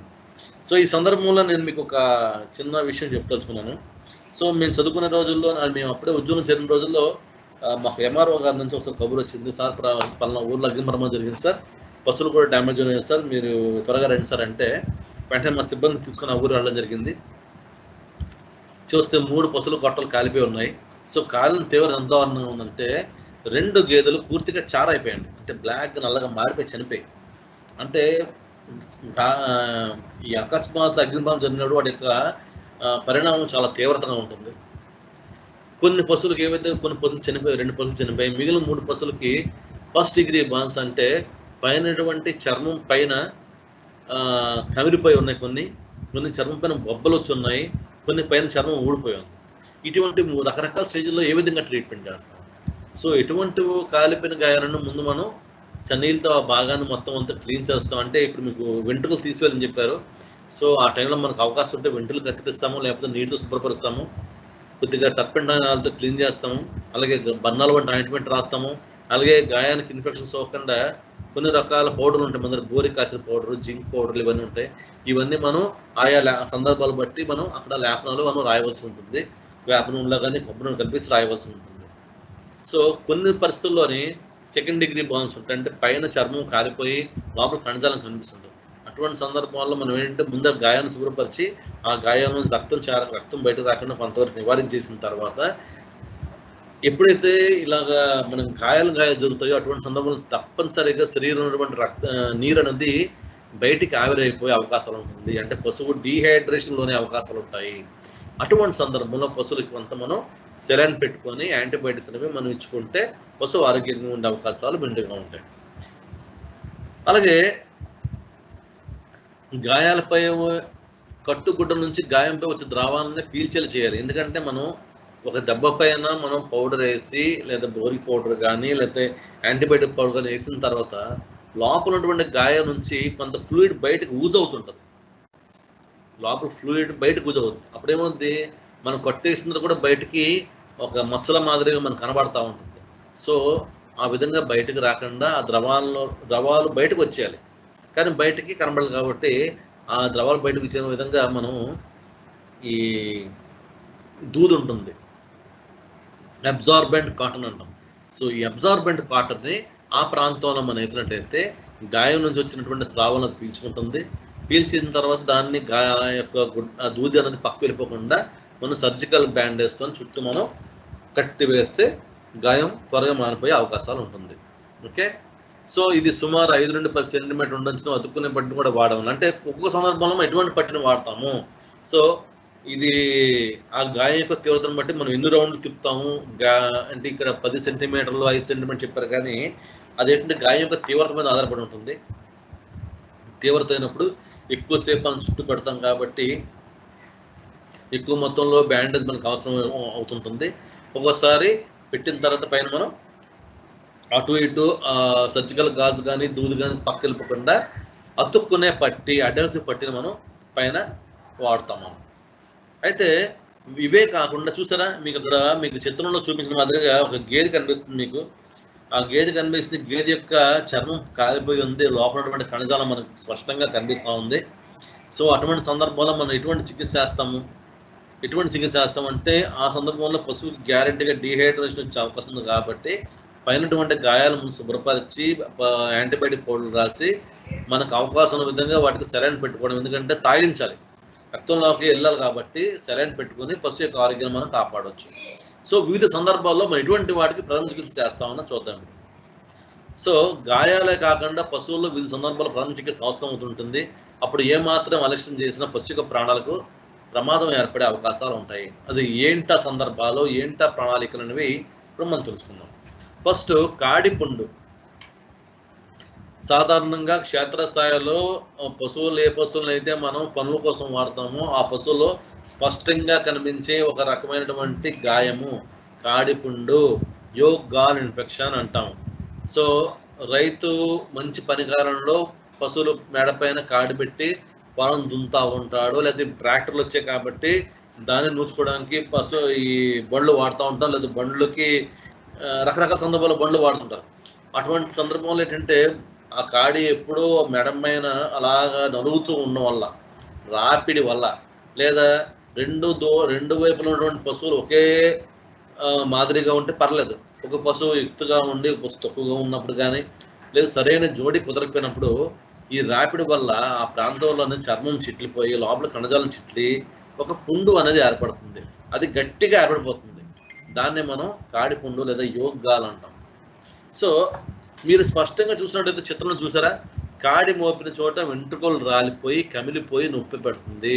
సో ఆ కాడిపుండు మీద చేయేస్తే పశువు గిలగిలలాడుతుంటుంది. సో అటువంటి సందర్భంలో మన హాస్పిటల్ అది పట్టుకొస్తాడు. మనం చూసి కాడిపుండు గట్టిగా ఉంటే మనం ఏ విధంగా చికిత్స చేయాలి, ఒకవేళ కాడిపుండు మెత్తబడాలంటే మీరు ఏ విధంగా చికిత్స చేయాలి. ఎందుకంటే అది లోపల ఉన్నటువంటి రక్తం కణజాలం మొత్తం గడ్డగట్టి ఒక పుండుగా మారబడిపోయింది. సో దాన్ని మనం మెల్లగా కరిగించే ప్రయత్నాలు చేస్తూ ప్రయత్నాలు చేస్తూ దాన్ని మనం చికిత్స చేయాలి. సో ముందుగా ఏం చేయాలంటే ఈ ప్రదేశంలో రోజు కొంతసేపు చల్లటి నీటి దారి పోయాలని చెప్పాడు. సో కొంతవరకు ఉపశమనం కలుగుతుంది. అలాగే కొబ్బరి నూనె తీసుకొని అందులో కొద్దిగా హారతకర్పూరం వేసి పైన మనం ఒక వాటి ఉపశమనం కోసం రాస్తూ ఉండాలి. సో రాస్తూ ఉంటే కొంతవరకు పశువుకి చల్లదనం తగిలి ఉపశమనం కలుగుతూ ఉంటుంది. ఒక్కోసారి అంటే ఇప్పుడు మీకు రెండో చిత్రంలో చూపిన మాదిరిగా అటువంటి కాడిపుండు నేను చాలా చూసానండి. శ్రీకాకుళం జిల్లాలో పనిచేస్తున్నప్పుడు అక్కడ రైతులు ఎక్కువ మంది ఏంటంటే పనుల కోసం ఈ వాడేవారు. సరైన జాగ్రత్తలు తీసుకోవడం వల్ల హాస్పిటల్కి వచ్చేవి. ఒక్కోసారి కాడిపుండుకి ఐడిన్ రాసి కాడిపుండును ఓపెన్ చేసి లోపలటువంటి కణజాలాల మొత్తాన్ని బయటకు తీసి కుట్టివేసే సందర్భాలు కూడా ఉన్నాయి. అంటే కాడిపుండ్లు అంత దారుణంగా ఏర్పడతాయి ఒకసారి. సో దానికి ఉదాహరణ ఏంటంటే మీకు రెండో చిత్రంలో చూపినటువంటి ఒక గేదె పట్ల ఏదో మీకు పోతు దున్నపోతు యొక్క చిత్రం మీకు చూపించడం జరిగింది అక్కడ. సో అలా బాగా వాచినప్పుడు మనం ఏం చేస్తామంటే కొంత అయోడెక్స్ ఆయింట్మెంట్ అనేది మన హాస్పిటల్ అవైలబిలిటీ ఉంటుంది. ఈ అయోడెక్స్ ఆయింట్మెంట్ తీసుకుని రోజు దానిపైన పూసి బాగా మద్దం చేసి వేడి నీటితోని కాపడం పెట్టాలి. లేదా ఉప్పు గుళ్ళు కానీ ఇసుక కానీ ఒక గుడ్డలో తీసుకొని బాగా వేడి చేసి అంత వేడితోని ఐడిక్స్ ఆయింట్మెంట్ రాసిన దానిపైన మీరు కాపినట్లయితే లోపల కొంతగా దానికి ఉపశమనం కలుగుతుంది. అలాగే ఒక్కోసారి మనం ఏం చేస్తామంటే దాంతో పాటుగా యాంటీబయాటిక్స్, ఎనాలిసిక్స్ అంటే నొప్పి నివారక మందులు, అలాగే సూక్ష్మజీవ నిరోధక మందులు కూడా మనం వాడితే పశువు కొంత ఉపశమనం కలుగుతుంది. నొప్పి నుంచి ప్రశాంతంగా పశువు ఉంటుంది. అలాగే ఈ చికిత్స జరిగినంతసేపు ఎట్టి పరిస్థితుల్లో పశువులు మళ్ళీ పని చేయించకూడదు. ఆ వారం రోజులు కానీ 10 రోజులు కానీ రెస్ట్ ఇవ్వాలి. కానీ మనం విలేజ్లో చూసుకుంటే రైతు ఆ క్షణానికి పశువుకు ఉపశమనం కలిగించే ప్రయత్నం చేస్తాడు. వెంటనే మళ్ళీ అతనికి అవసరం ఉంటే మళ్ళీ కాడి పెట్టి మళ్ళీ పశువుని పని తీసుకెళ్తాడు. కానీ అటువంటి పనులు చేయించుకుంటే ఈ కాడి పుండు తగ్గే అవకాశం అనేది తక్కువ పరిధిలో ఉంటుంది. అలాగే రెండో గాయం ఏంటంటే కొమ్ము విరగడం. ఒకటి కాడి పుండు, 2 కొమ్ము విరగడం. కొమ్ము విరగడం అంటే వేలాడుతున్న కొమ్మును కోసివేయాలి. సో కొమ్ము ఉంటుందండి. ఏదైనా సందర్భంలో ఏమవుతుందంటే పశువు కొమ్ములు అడుకోవడం వల్ల కానీ, లేదా పశువు పని చేస్తున్నప్పుడు యాక్సిడెంట్లుగా వేరే దాన్ని దెబ్బ తాగడం వల్ల కానీ, లేదా ప్రమాదవశాత్తు ఏ వెహికల్స్ కానీ, బైక్ కానీ, బస్సు కానీ ఏమైనా పశువు కొట్టినప్పుడు, పశువు ఏదైనా ప్రమాదంలో కాలు మెలితిరిగి కింద పడిపోయినప్పుడు, కింద నేల తగిలి కొమ్ముకు కానీ డ్యామేజ్ అయ్యే సందర్భంలోనే రకరకాల సందర్భాల్లో మనకి కొమ్ము విరగడం అనేది జరుగుతుంటుంది. సో ఎప్పుడైతే కొమ్ము విరిగి కొమ్ము వేలబడుతుందో ఆ భాగాన్ని ముందుగా మనం తీసివేయాలి. తీసివేసిన తర్వాత మనకి రక్తం ఓడుతూ కనిపిస్తుంటుంది లోపల ఉన్నటువంటి గులక. సో దాన్ని ఏం చేస్తామంటే రక్తం యొక్క స్రావాన్ని ముందు మనం అరికట్టాలి. రక్తస్రావం అరికట్టాలంటే ముందు నీటితో కానీ దూది నీటిలో ముంచి దాంతో శుభ్రంగా ముందు రక్తాన్ని తీసివేసి, ఇంకా రక్తం వస్తుందంటే దానిపైన చల్లటి ప్యాకులు ఉంచడం కానీ, ఐస్ పెట్టడం కానీ, లేదా పట్టిక చల్లడం కానీ, లేదా ఇంకా కొన్ని సందర్భాల్లో మనం లిక్విడ్ నైట్రోజన్ కూడా వాడి కూడా ఈ రక్తస్రావాన్ని నియంత్రించే ప్రయత్నం మనం చేయడం జరుగుతుంది. సో ఎప్పుడైతే కొమ్ము గులక ఊడిపోయినప్పుడు మీకు ఆల్రెడీ ఇదివరకు మీకు చెప్పి ఉన్నాను నేను మీకు, కొమ్ము గులక ఊడిపోయినప్పుడు ఆ ప్రాంతంలో ఉన్నటువంటి దుమ్ము ధూళిని ముందు 1:1000 రేషియో ఉన్నటువంటి పొటాషియం పర్మానెంట్ క్రిస్టల్తో ముందుగా శుభ్రపరిచిన తర్వాత పై భాగంలో కొంతగా ఆయిల్ ఆఫ్ టర్పెంటైన్ కొద్దిగా వేస్తాము. ఆయిల్ ఆఫ్ టర్పెంటైన్ వేసుకొని చల్లబడిన తర్వాత పై భాగాన్ని మొత్తం మనం ఒక పొడి సర్జికల్ గాజుతో మనం చుట్టు వేస్తే దానిపైన మనం టించర్ బెంజాన్ని మనం పోస్తాము. టించర్ బెంజాన్ని పోయడం వల్ల అదేం చేస్తుందంటే ఆ గాయానికి ఆ పట్టీని పట్టి ఉంచుతుంది. ఎప్పుడైతే పట్టి ఉంచుతుందో తిరిగి అది గాయం మానేంత వరకు ఆ పట్టి ఊడటం జరగదు. కాబట్టి మనం టించర్ బెంజాన్ని ఆ పరిస్థితుల్లో మనం వాడాలి. అలాగే ఒక్కోసారి పొలంలోని గోతులు ఉంటాయి, లేకపోతే అనీవెన్ మార్గాలు ఉంటాయి. అటువంటి అనీవెన్ మార్గాలు ఉన్నప్పుడు ఒక్కోసారి పశువులకు కానీ, గొర్రెలకు కానీ, మేకలకు కానీ, కుక్కలకు కానీ బెణుకులు వచ్చే సందర్భాల్లో ఉంటాయి. అంటే అవి అనీవెన్గా ఉన్న రోడ్ల పైన కానీ, లేదా గోతులు అకస్మాత్తుగా దిగినా అలాంటప్పుడు ఏంటంటే బెణుకులు వచ్చే సందర్భాలు ఉంటాయి. సో బెణుకులు వచ్చినప్పుడు ఏం చేయాలంటే ఆ ప్రాంతాన్ని మనం చేతితో తీసుకొని వేడి నీటిలో గుడ్డ ముంచి ఆ గుడ్డతో రోజు కాపడం చేయాలి. 2-3 సార్లు కాపడం చేసి అవకాశం ఉంటే మన దగ్గర లినమెంట్ టర్పెంటైన్ అని హాస్పిటల్ అవైలబుల్ ఉంటుంది. పురుగు పట్టిన గాయానికైతే మనం ఆయిల్ ఆఫ్ టర్పెంటైన్ వాడుతున్నాము. ఇక్కడ బెణుకులకైతే మనం లినమెంట్ టర్పెంటైన్ వాడుతున్నాం. ఈ లినమెంట్ టర్పెంటైన్ ఆ ప్రాంతంలో రాసి మర్దన చేస్తూ ఉంటే ఒక వారం 10 రోజులకి ఆ బెణుకులు ఏవైతే ఉన్నాయో బెణుకులు తగ్గే అవకాశాలు మనకి కనిపిస్తాయి. అలాగే కీళ్ళు స్థానభ్రంశం చెందుట, డిస్లొకేషన్, స్థానభ్రంశం చెందుట, మక్క జారిపోయింది అంటాం, కాలు ఈడుస్తుంది అంటాం కొన్ని సందర్భాల్లో. అటువంటి సందర్భంలో ఏం చేస్తుందంటే పశువుకి ఎక్కడైతే జాయింట్స్ ఉంటాయో, కీళ్ళు ఉంటాయో అకస్మాత్తుగా పశువు ఏదైనా గోతులు పడినప్పుడు కానీ లేదా వేరే పశువు గుద్దినప్పుడు కానీ అకస్మాత్తుగా ఆ కీళ్ళు అనేవి ఏ భాగంలో అయితే బాల్ అండ్ సాకెట్ మాదిరిగా ఉంటాయో అక్కడి నుంచి అది బయటకు వచ్చేస్తుంది. అంటే లోపలటువంటి కీళ్ళను పట్టి ఉంచే నెర్వ్స్ కానీ లేదా మజిల్స్ కానీ వీక్గా ఉండడం వల్ల బయటకు వచ్చేస్తుంది. సో బయటకు వచ్చేయడం వల్ల పశువు తన పని తను చేసుకునే సామర్థ్యం కానీ, నడిచే సామర్థ్యం కానీ, పనిచేసే సామర్థ్యం కానీ కోల్పోతుంది. అటువంటప్పుడు ఏ భాగంలో అయితే కీళ్ళు పెరిగిందని అనుకుంటున్నామో, కీళ్ళు స్థానభ్రంశించింది అనుకుంటున్నామో అటువంటి భాగాన్ని పైకి పట్టుకొచ్చి మిగిలిన పశువుని భూమి వైపు ఉన్నట్టుగా దాన్ని పడుకోబెట్టి ఆ భాగాన్ని జాగ్రత్తగా మనం డిస్లోకేట్ అయినదంటే స్థానభ్రంశం చెందినటువంటి కీళ్ళని మళ్ళీ అదే ప్రాంతంలో పెట్టి యథాస్థానంలో ఉన్నట్లుగా మనం చేయాలి. దీనికి చాలా ఎక్స్పర్టైజ్గా ఉన్నటువంటి పశు వైద్యులు చాలా అవసరం దీనికి. సో మనం అరకొర వైద్యులతో ఇటువంటి వాటిని మనం వేలు పెట్టినట్లయితే పశువుకి ఒకసారి పెర్మనెంట్గా కాలిపోయే సందర్భం కూడా ఉండదు. కాబట్టి ఈ కీళ్ళు స్థానభ్రంశించిందని కానీ లేకపోతే కీళ్ళు బెనకడం కానీ ఇటువంటి సందర్భాలు ఏమైనా వచ్చినప్పుడు మనకు అవకాశం ఉంటే మనం ట్రీట్మెంట్ చేస్తాం, లేదా పశు వైద్యుల సమాచారం అందించి ఆ పశువు కోలుకునే విధంగా మనం చేయాలి. అలాగే కీళ్ళు సర్దుకున్న తర్వాత ఎప్పుడైతే అదే స్థానంలో పెట్టి ఉంచి ఆ పైన మనం అవసరమైనప్పుడు కొన్ని ఎనాలిసిక్ మందులు అంటే నొప్పి నివారక మందులు, అలాగే టర్పెంటైన్ లినమెంట్ టర్పెంటైన్ ఆ ప్రాంతంలో వేసి రోజు మర్దన చేస్తూ ఉండి పశువు కొద్ది విశ్రమించినట్టయితే 2 నుంచి 3 రోజుల పశువు కోలుకొని యథా తన పనులు తను చేసుకునే అవకాశం మనకి దొరుకుతుంది. అలాగే ఇంకో సందర్భంలో ప్రథమ చికిత్స ఏం కూడా వస్తుందంటే కోలిక్ అంటాం. కడుపు నొప్పి కోలిక్ అంటాం. సో ఇదేంటంటే పశువుకి జీర్ణ వ్యవస్థలో వచ్చినటువంటి ఆకస్మిక మార్పు. ఇది పశువులు బాగా మేత తింటది, సరైన నీరు తాగదు. అటువంటి సరైన నీరు తాగకపోవడం వల్ల లేదా గింజలు ఎక్కువ తినడం వల్ల ఏమవుద్దంటే లోపలటువంటి లోపలటువంటి ఈ ఫుడ్ ఏదైతే ఉందో, తీసుకున్న ఆహారం అయితే ఉందో ఆహారము సాఫీగా ప్రయాణం చేసే అవకాశం ఉంది కోల్పోతుంది. ఎప్పుడైతే సాఫీగా పనిచేసే అవకాశం కోల్పోతుందో జీర్ణ వ్యవస్థను సక్రమంగా పనిచేయదు. ఎప్పుడైతే జీర్ణం సక్రమంగా పనిచేయదో ఏ ప్రాంతంలో అయితే ఈ గడ్డి కానీ లేదా అసంపూర్తిగా జీర్ణ పదార్థాలు కానీ ఆ ప్రాంతంలో ఉండిపోతాయో ఆ ప్రాంతంలో పశువుకి కడుపు నొప్పి వచ్చే ప్రమాదం ఉంటుంది. ఓకే, సరైన నీరు తాగకపోవడం వల్ల కానీ, గింజలు ఎక్కువ తినడం వల్ల కానీ, లేదా పశువులు బాగా తిని తక్కువ నీరు తాగడం వల్ల ఈ కడుపు కుట్టు అనేది వచ్చే అవకాశాలు ఉంటాయి. సో కడుపు కుట్టు వచ్చినప్పుడు పశువు ఏ విధంగా ప్రవర్తిస్తుంది? మాటికి తన గాయం వైపు అంటే కడుపు వైపు చూసుకుంటా ఉంటుంది. జీర్ణ క్రియ సక్రమం జరగడం లేదు కాబట్టి పశువు నెమరు వేయదు, ఒకవైపు పడిపోయి ఉంటుంది. లోపలటువంటి నీరు ప్రభావం తక్కువగా ఉంది కాబట్టి చిన్న చిన్న పెంటికలుగా అంటే గట్టిగా ఉన్నటువంటి ముద్దలుగా పశువు పేడ బయటకు వస్తుంది. అలాగే డొక్కలో చిన్న సొట్ట మాదిరిగా కనిపిస్తుంది. కడుపు నొప్పితో బాధపడుతుంటే కాలుతో కడుపును తన్నుకుంటా ఉంటుంది. కొన్ని సందర్భాల్లో కడుపు వైపు చూసుకుంటా ఉంటుంది. ఇలాంటి సందర్భాలు కనిపించినప్పుడు దీనికి ఏదో కడుపులో ఇబ్బందికర పరిస్థితులు ఉన్నాయని మనం గమనించి దానికి అవకాశం విధంగా మనం ప్రథమ చికిత్స చేయవలసిన అవసరం ఉంటుంది. సాధారణంగా కడుపు నొప్పులకి 2 లీటర్ నీళ్ళలో 50 గ్రాముల ఉప్పు, ఒక 5 గ్రాములటువంటి నక్స్వామిక పౌడర్ వేసి తాగించాలి.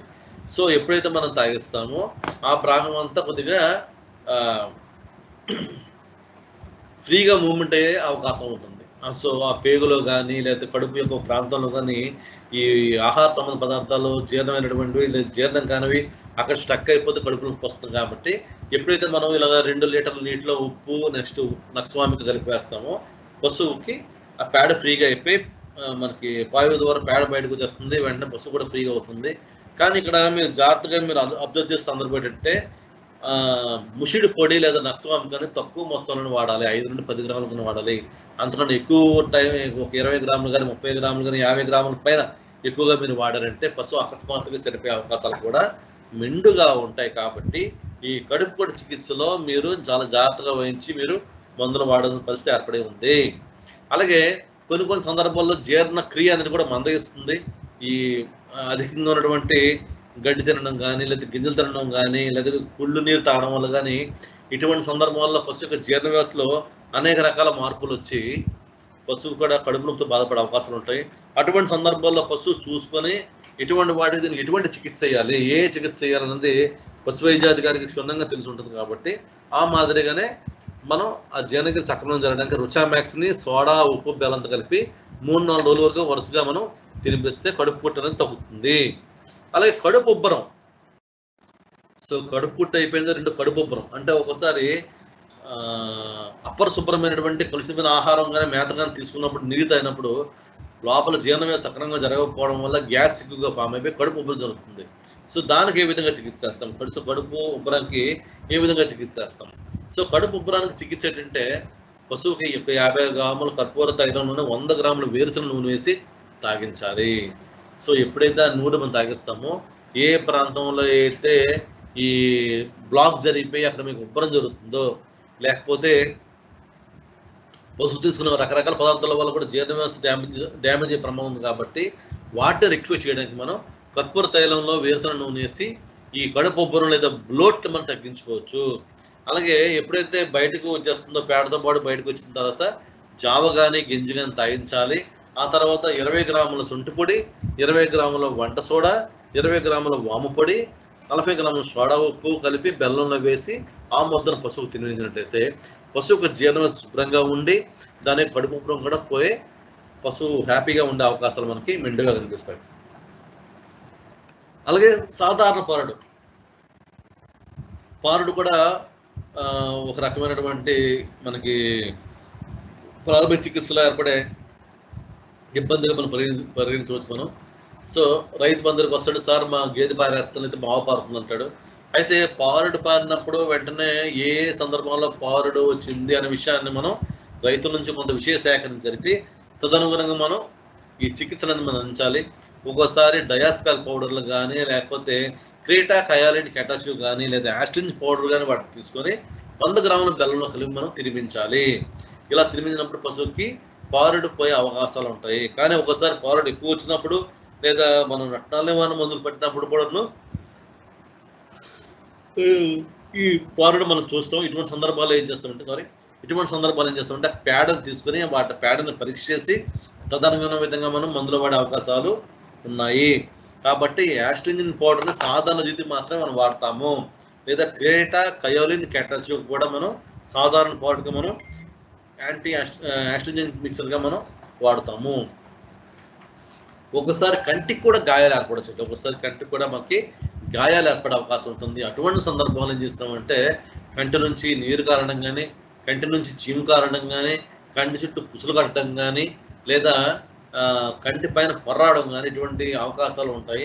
సో అటువంటి సందర్భంలో మనం ఏం చేస్తామంటే ఎక్కడైతే ఆ భాగం నుంచి కన్ను నుంచి నీరు కారుతుందో లేదా పైన పులుసు గట్టి ఉంటుందో సో ఆ ప్రాంతం ఏం చేరుకొని కొద్దిగా 1-2% బోరిక్ లోషన్ మనం తయారు చేసుకొని, అంటే బోరిక్ పౌడర్ తీసుకొని డిస్టిల్ వాటర్లో మనం మిక్స్ చేసుకొని ఆ మిక్స్ చేసుకున్న డిస్టిల్ వాటర్ మనం ఆ నీటితో మనం కాళ్ళను ఎప్పుడైతే శుభ్రంగా క్లీన్ చేస్తామో కంటికి గాయాలు కూడా అమరిపోయే లేదా తగ్గిపోయే అవకాశాలు ఉంటాయి.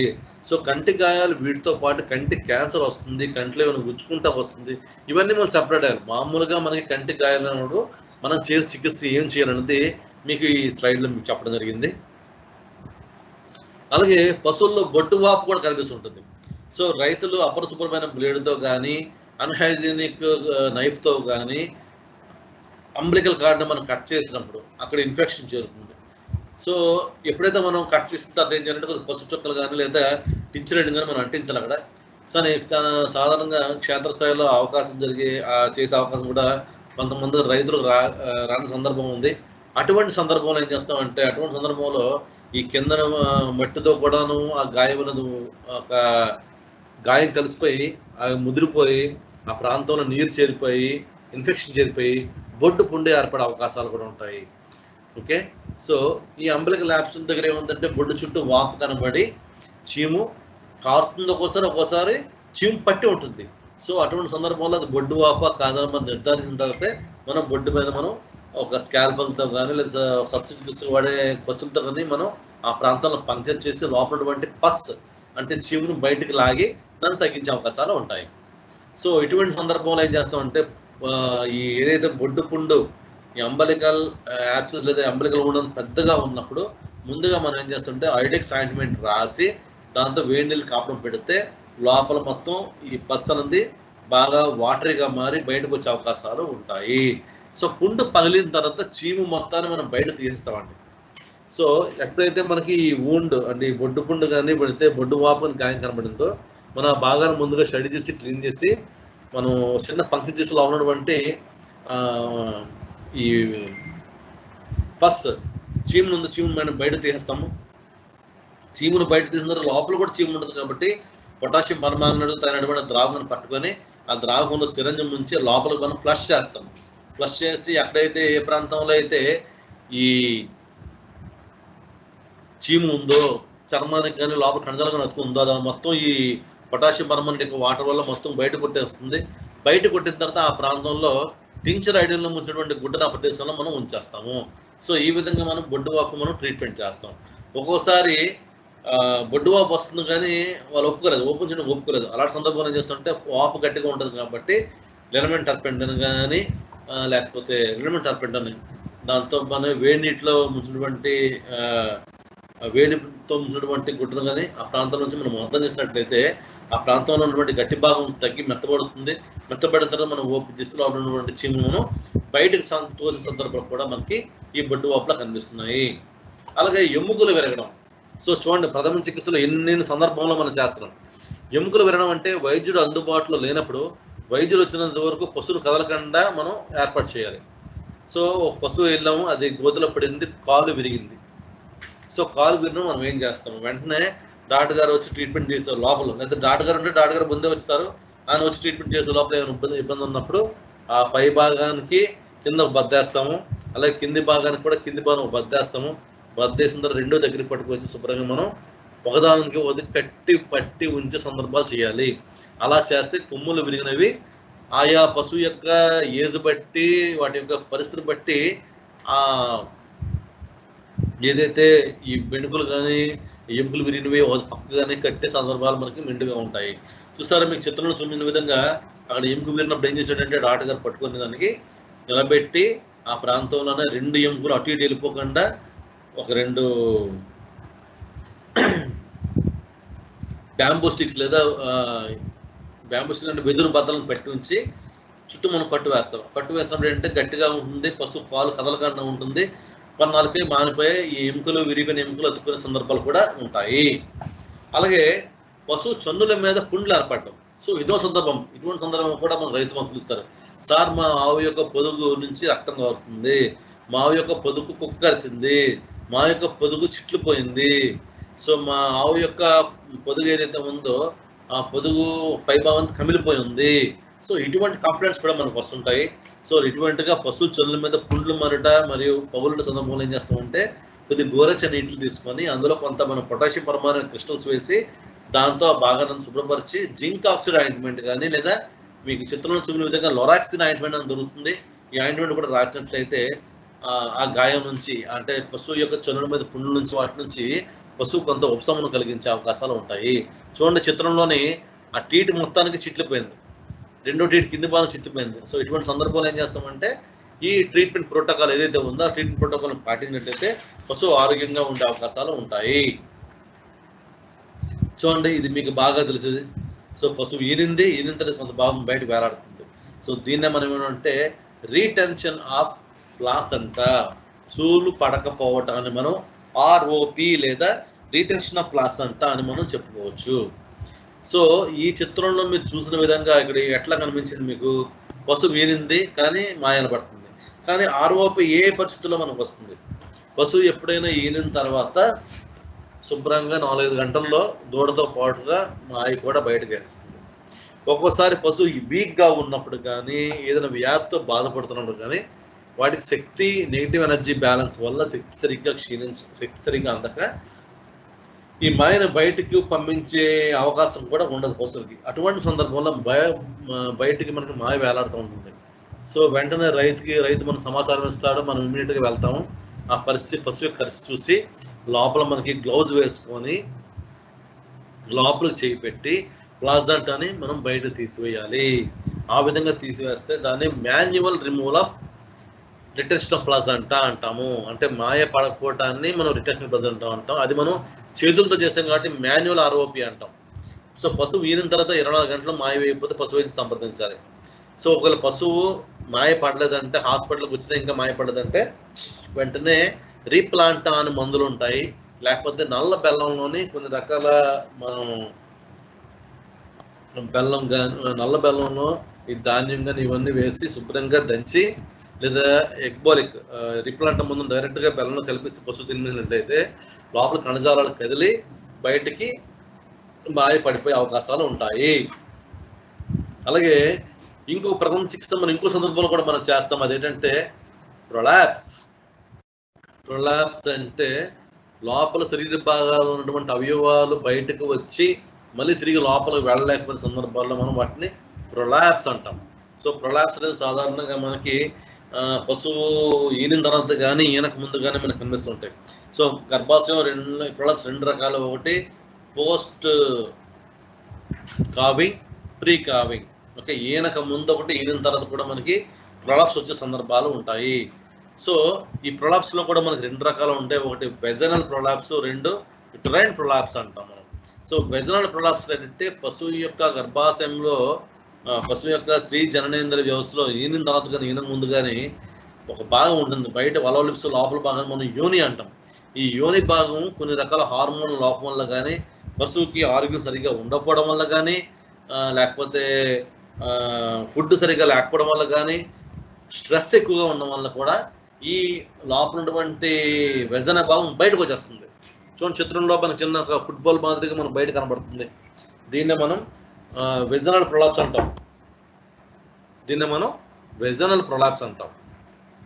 రెండో భాగం ఏంటంటే గర్భాశయ ప్రొలాప్స్ అంటాం. అంటే వెజన తర్వాత లోపల భాగాన్ని మనం ఏమంటాం, సర్విక్స్ అంటాము. సర్విక్స్ లోపల భాగం మనం యుటరస్ అంటాము.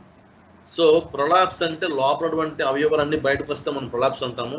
సో ఇక్కడ మీకు చిత్రంలో గమనించినట్లయితే గర్భాశయము, గర్భాశయం ఉన్నటువంటి కాటలిడన్స్, క్యారంగిల్స్ అన్ని బయటకు వచ్చి చూడండి. సో బయటికి పెద్ద సంచి మాదిరిగా ఈ వెటరల్ క్యారంగిల్స్ ఇవన్నీ మనకి ఎంత క్లియర్గా కనిపిస్తున్నాయి చూడండి. సో ఇటువంటి సందర్భాల్లో కానీ ఇమీడియట్గా మనం చికిత్స ఆరంభించకపోతే పశువు స్ట్రెస్కి మరియు డిహైడ్రేషన్ గురై మరణించే అవకాశాలు మెండుగా ఉంటాయి. కాబట్టి ప్రతి ఒక్కరు ఇటువంటి కండిషన్ ఉన్నప్పుడు ఇమీడియట్గా అటెంప్ట్ చేయాలి. ఓకే, సో ప్రొలాప్స్ చికిత్స మనం ఏ విధంగా చేస్తాం. సో క్షేత్రస్థాయిలో రకరకాల సందర్భాల్లో చాలామంది రకరకాలుగా ఈ చికిత్సలు అనేవి చేస్తూ ఉంటారు.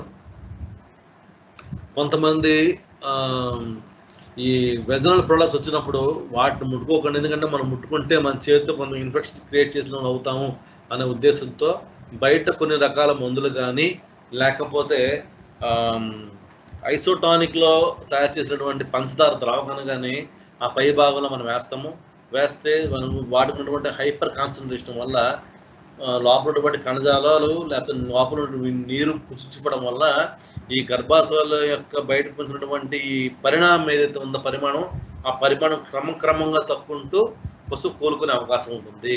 కానీ కొన్ని సందర్భాలు ఏంటంటే ఈ యుటరైన్ ప్రొలాప్స్ సందర్భాల్లో మనకి ఈ అవకాశం అనేది ఉండకపోవచ్చు. సో అటువంటి సందర్భంలో ఏం చేస్తారంటే బయటకు వచ్చినటువంటి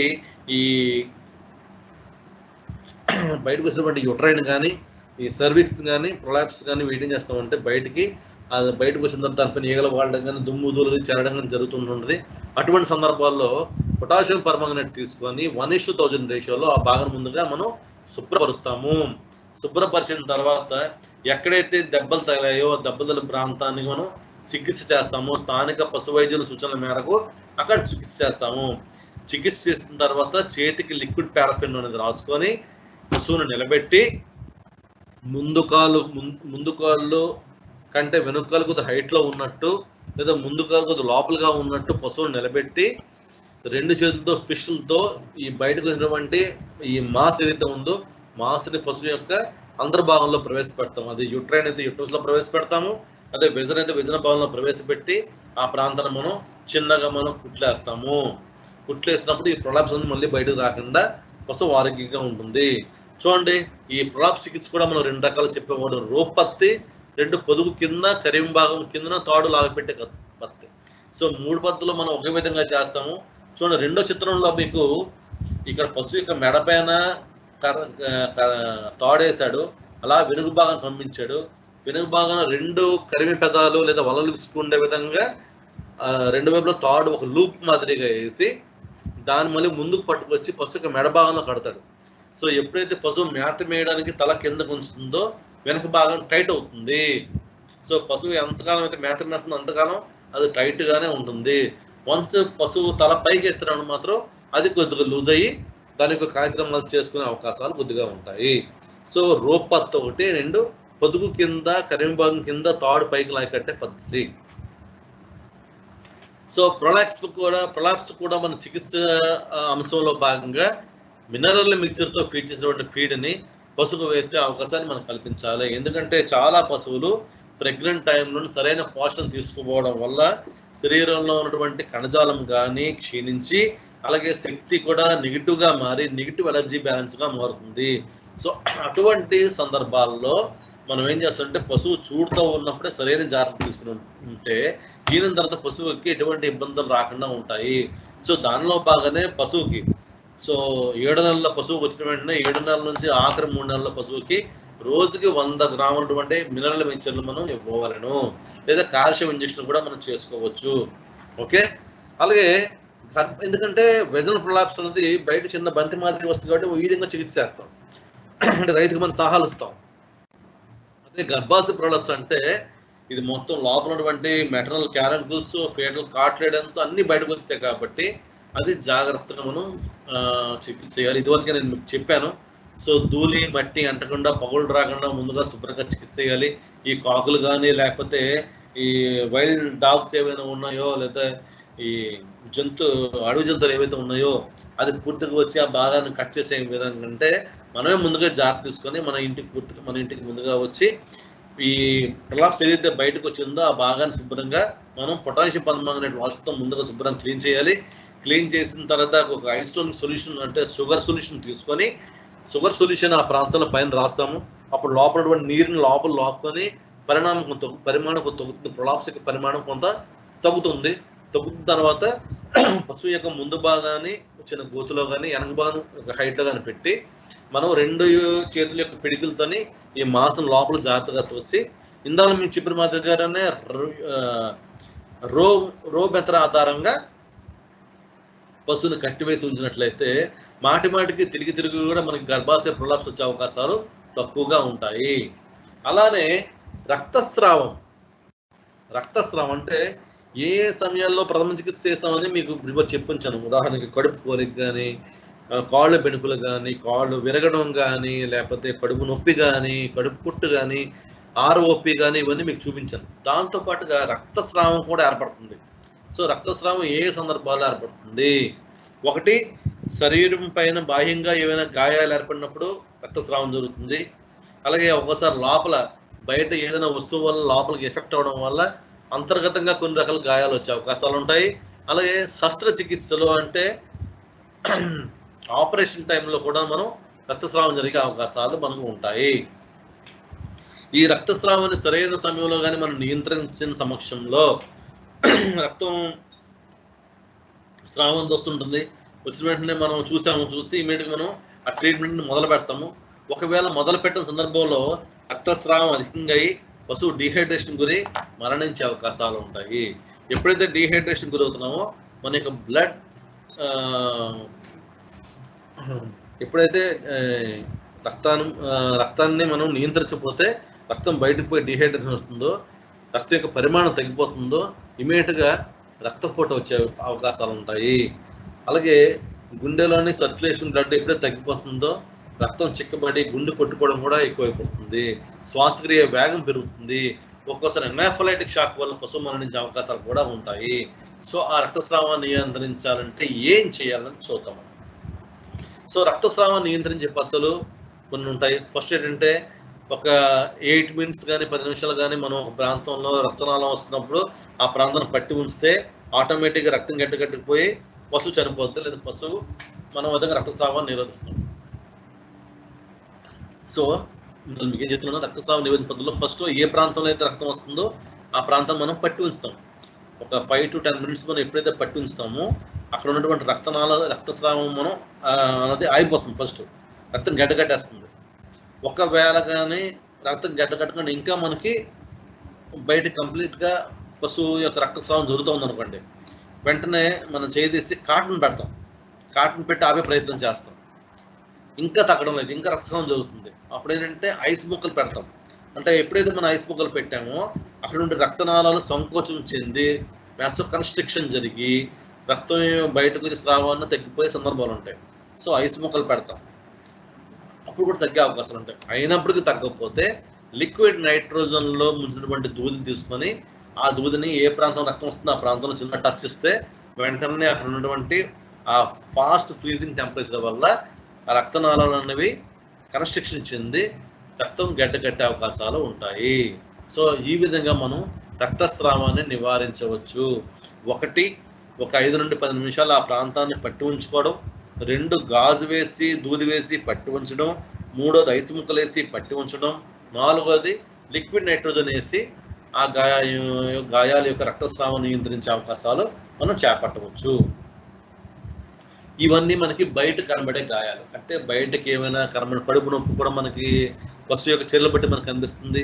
అలాగే బిణుకులు కనిపిస్తాయి, కీళ్ళు స్థానభ్రంశం చేయడం కనిపిస్తాయి, అలాగే కాలిన గాయాలు కనిపిస్తాయి, పురుగు పట్ల గాయాలు కనిపిస్తాయి, అలాగే ప్రొలాప్స్ కనిపిస్తుంది, next ROP retention of placenta కనిపిస్తుంది. ఇలాంటివి చాలా మనకు కనిపిస్తుంటాయి. అయితే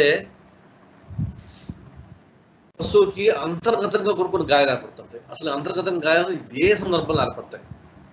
ఫస్ట్ది శరీరం పైన బాహ్యంగా ఏర్పడే గాయాల వరణంగా. అంటే ఇదివరకు మీకు చెప్పాను, బయట నుంచి ఓ దెబ్బ కొట్టాం పశువుకి, దెబ్బ కొట్టినప్పుడు పైన చర్మం చిట్లిపోయింది, కణజాలం చిట్లిపోయింది, కణజాలం లోపల భాగం కూడా చిట్లిపోయింది. సో అక్కడ గాయం ఏర్పడింది, అది ఒక అంతర్గత గాయం. అంటే అది కాలక్రమేణా వేరే విధంగా మార్చచ్చు. నెక్స్ట్ బయట వాతావరణ పరిస్థితుల వల్ల. బయట వాతావరణ పరిస్థితుల వల్ల అంటే ఏంటండి? బయట వాతావరణ పరిస్థితులు అంటే ఏ వాతావరణ పరిస్థితుల్లోని చలికాలం వస్తుంది, అప్పుడు ఈ పొదుగు యొక్క ఈ టీట్స్ అనుకోట్లు పైల అవకాశాలు ఉంటాయి, పగిలి అక్కడ పురుగు పట్టి పుండు ఏర్పడే ప్రమాదాలు ఉంటాయి.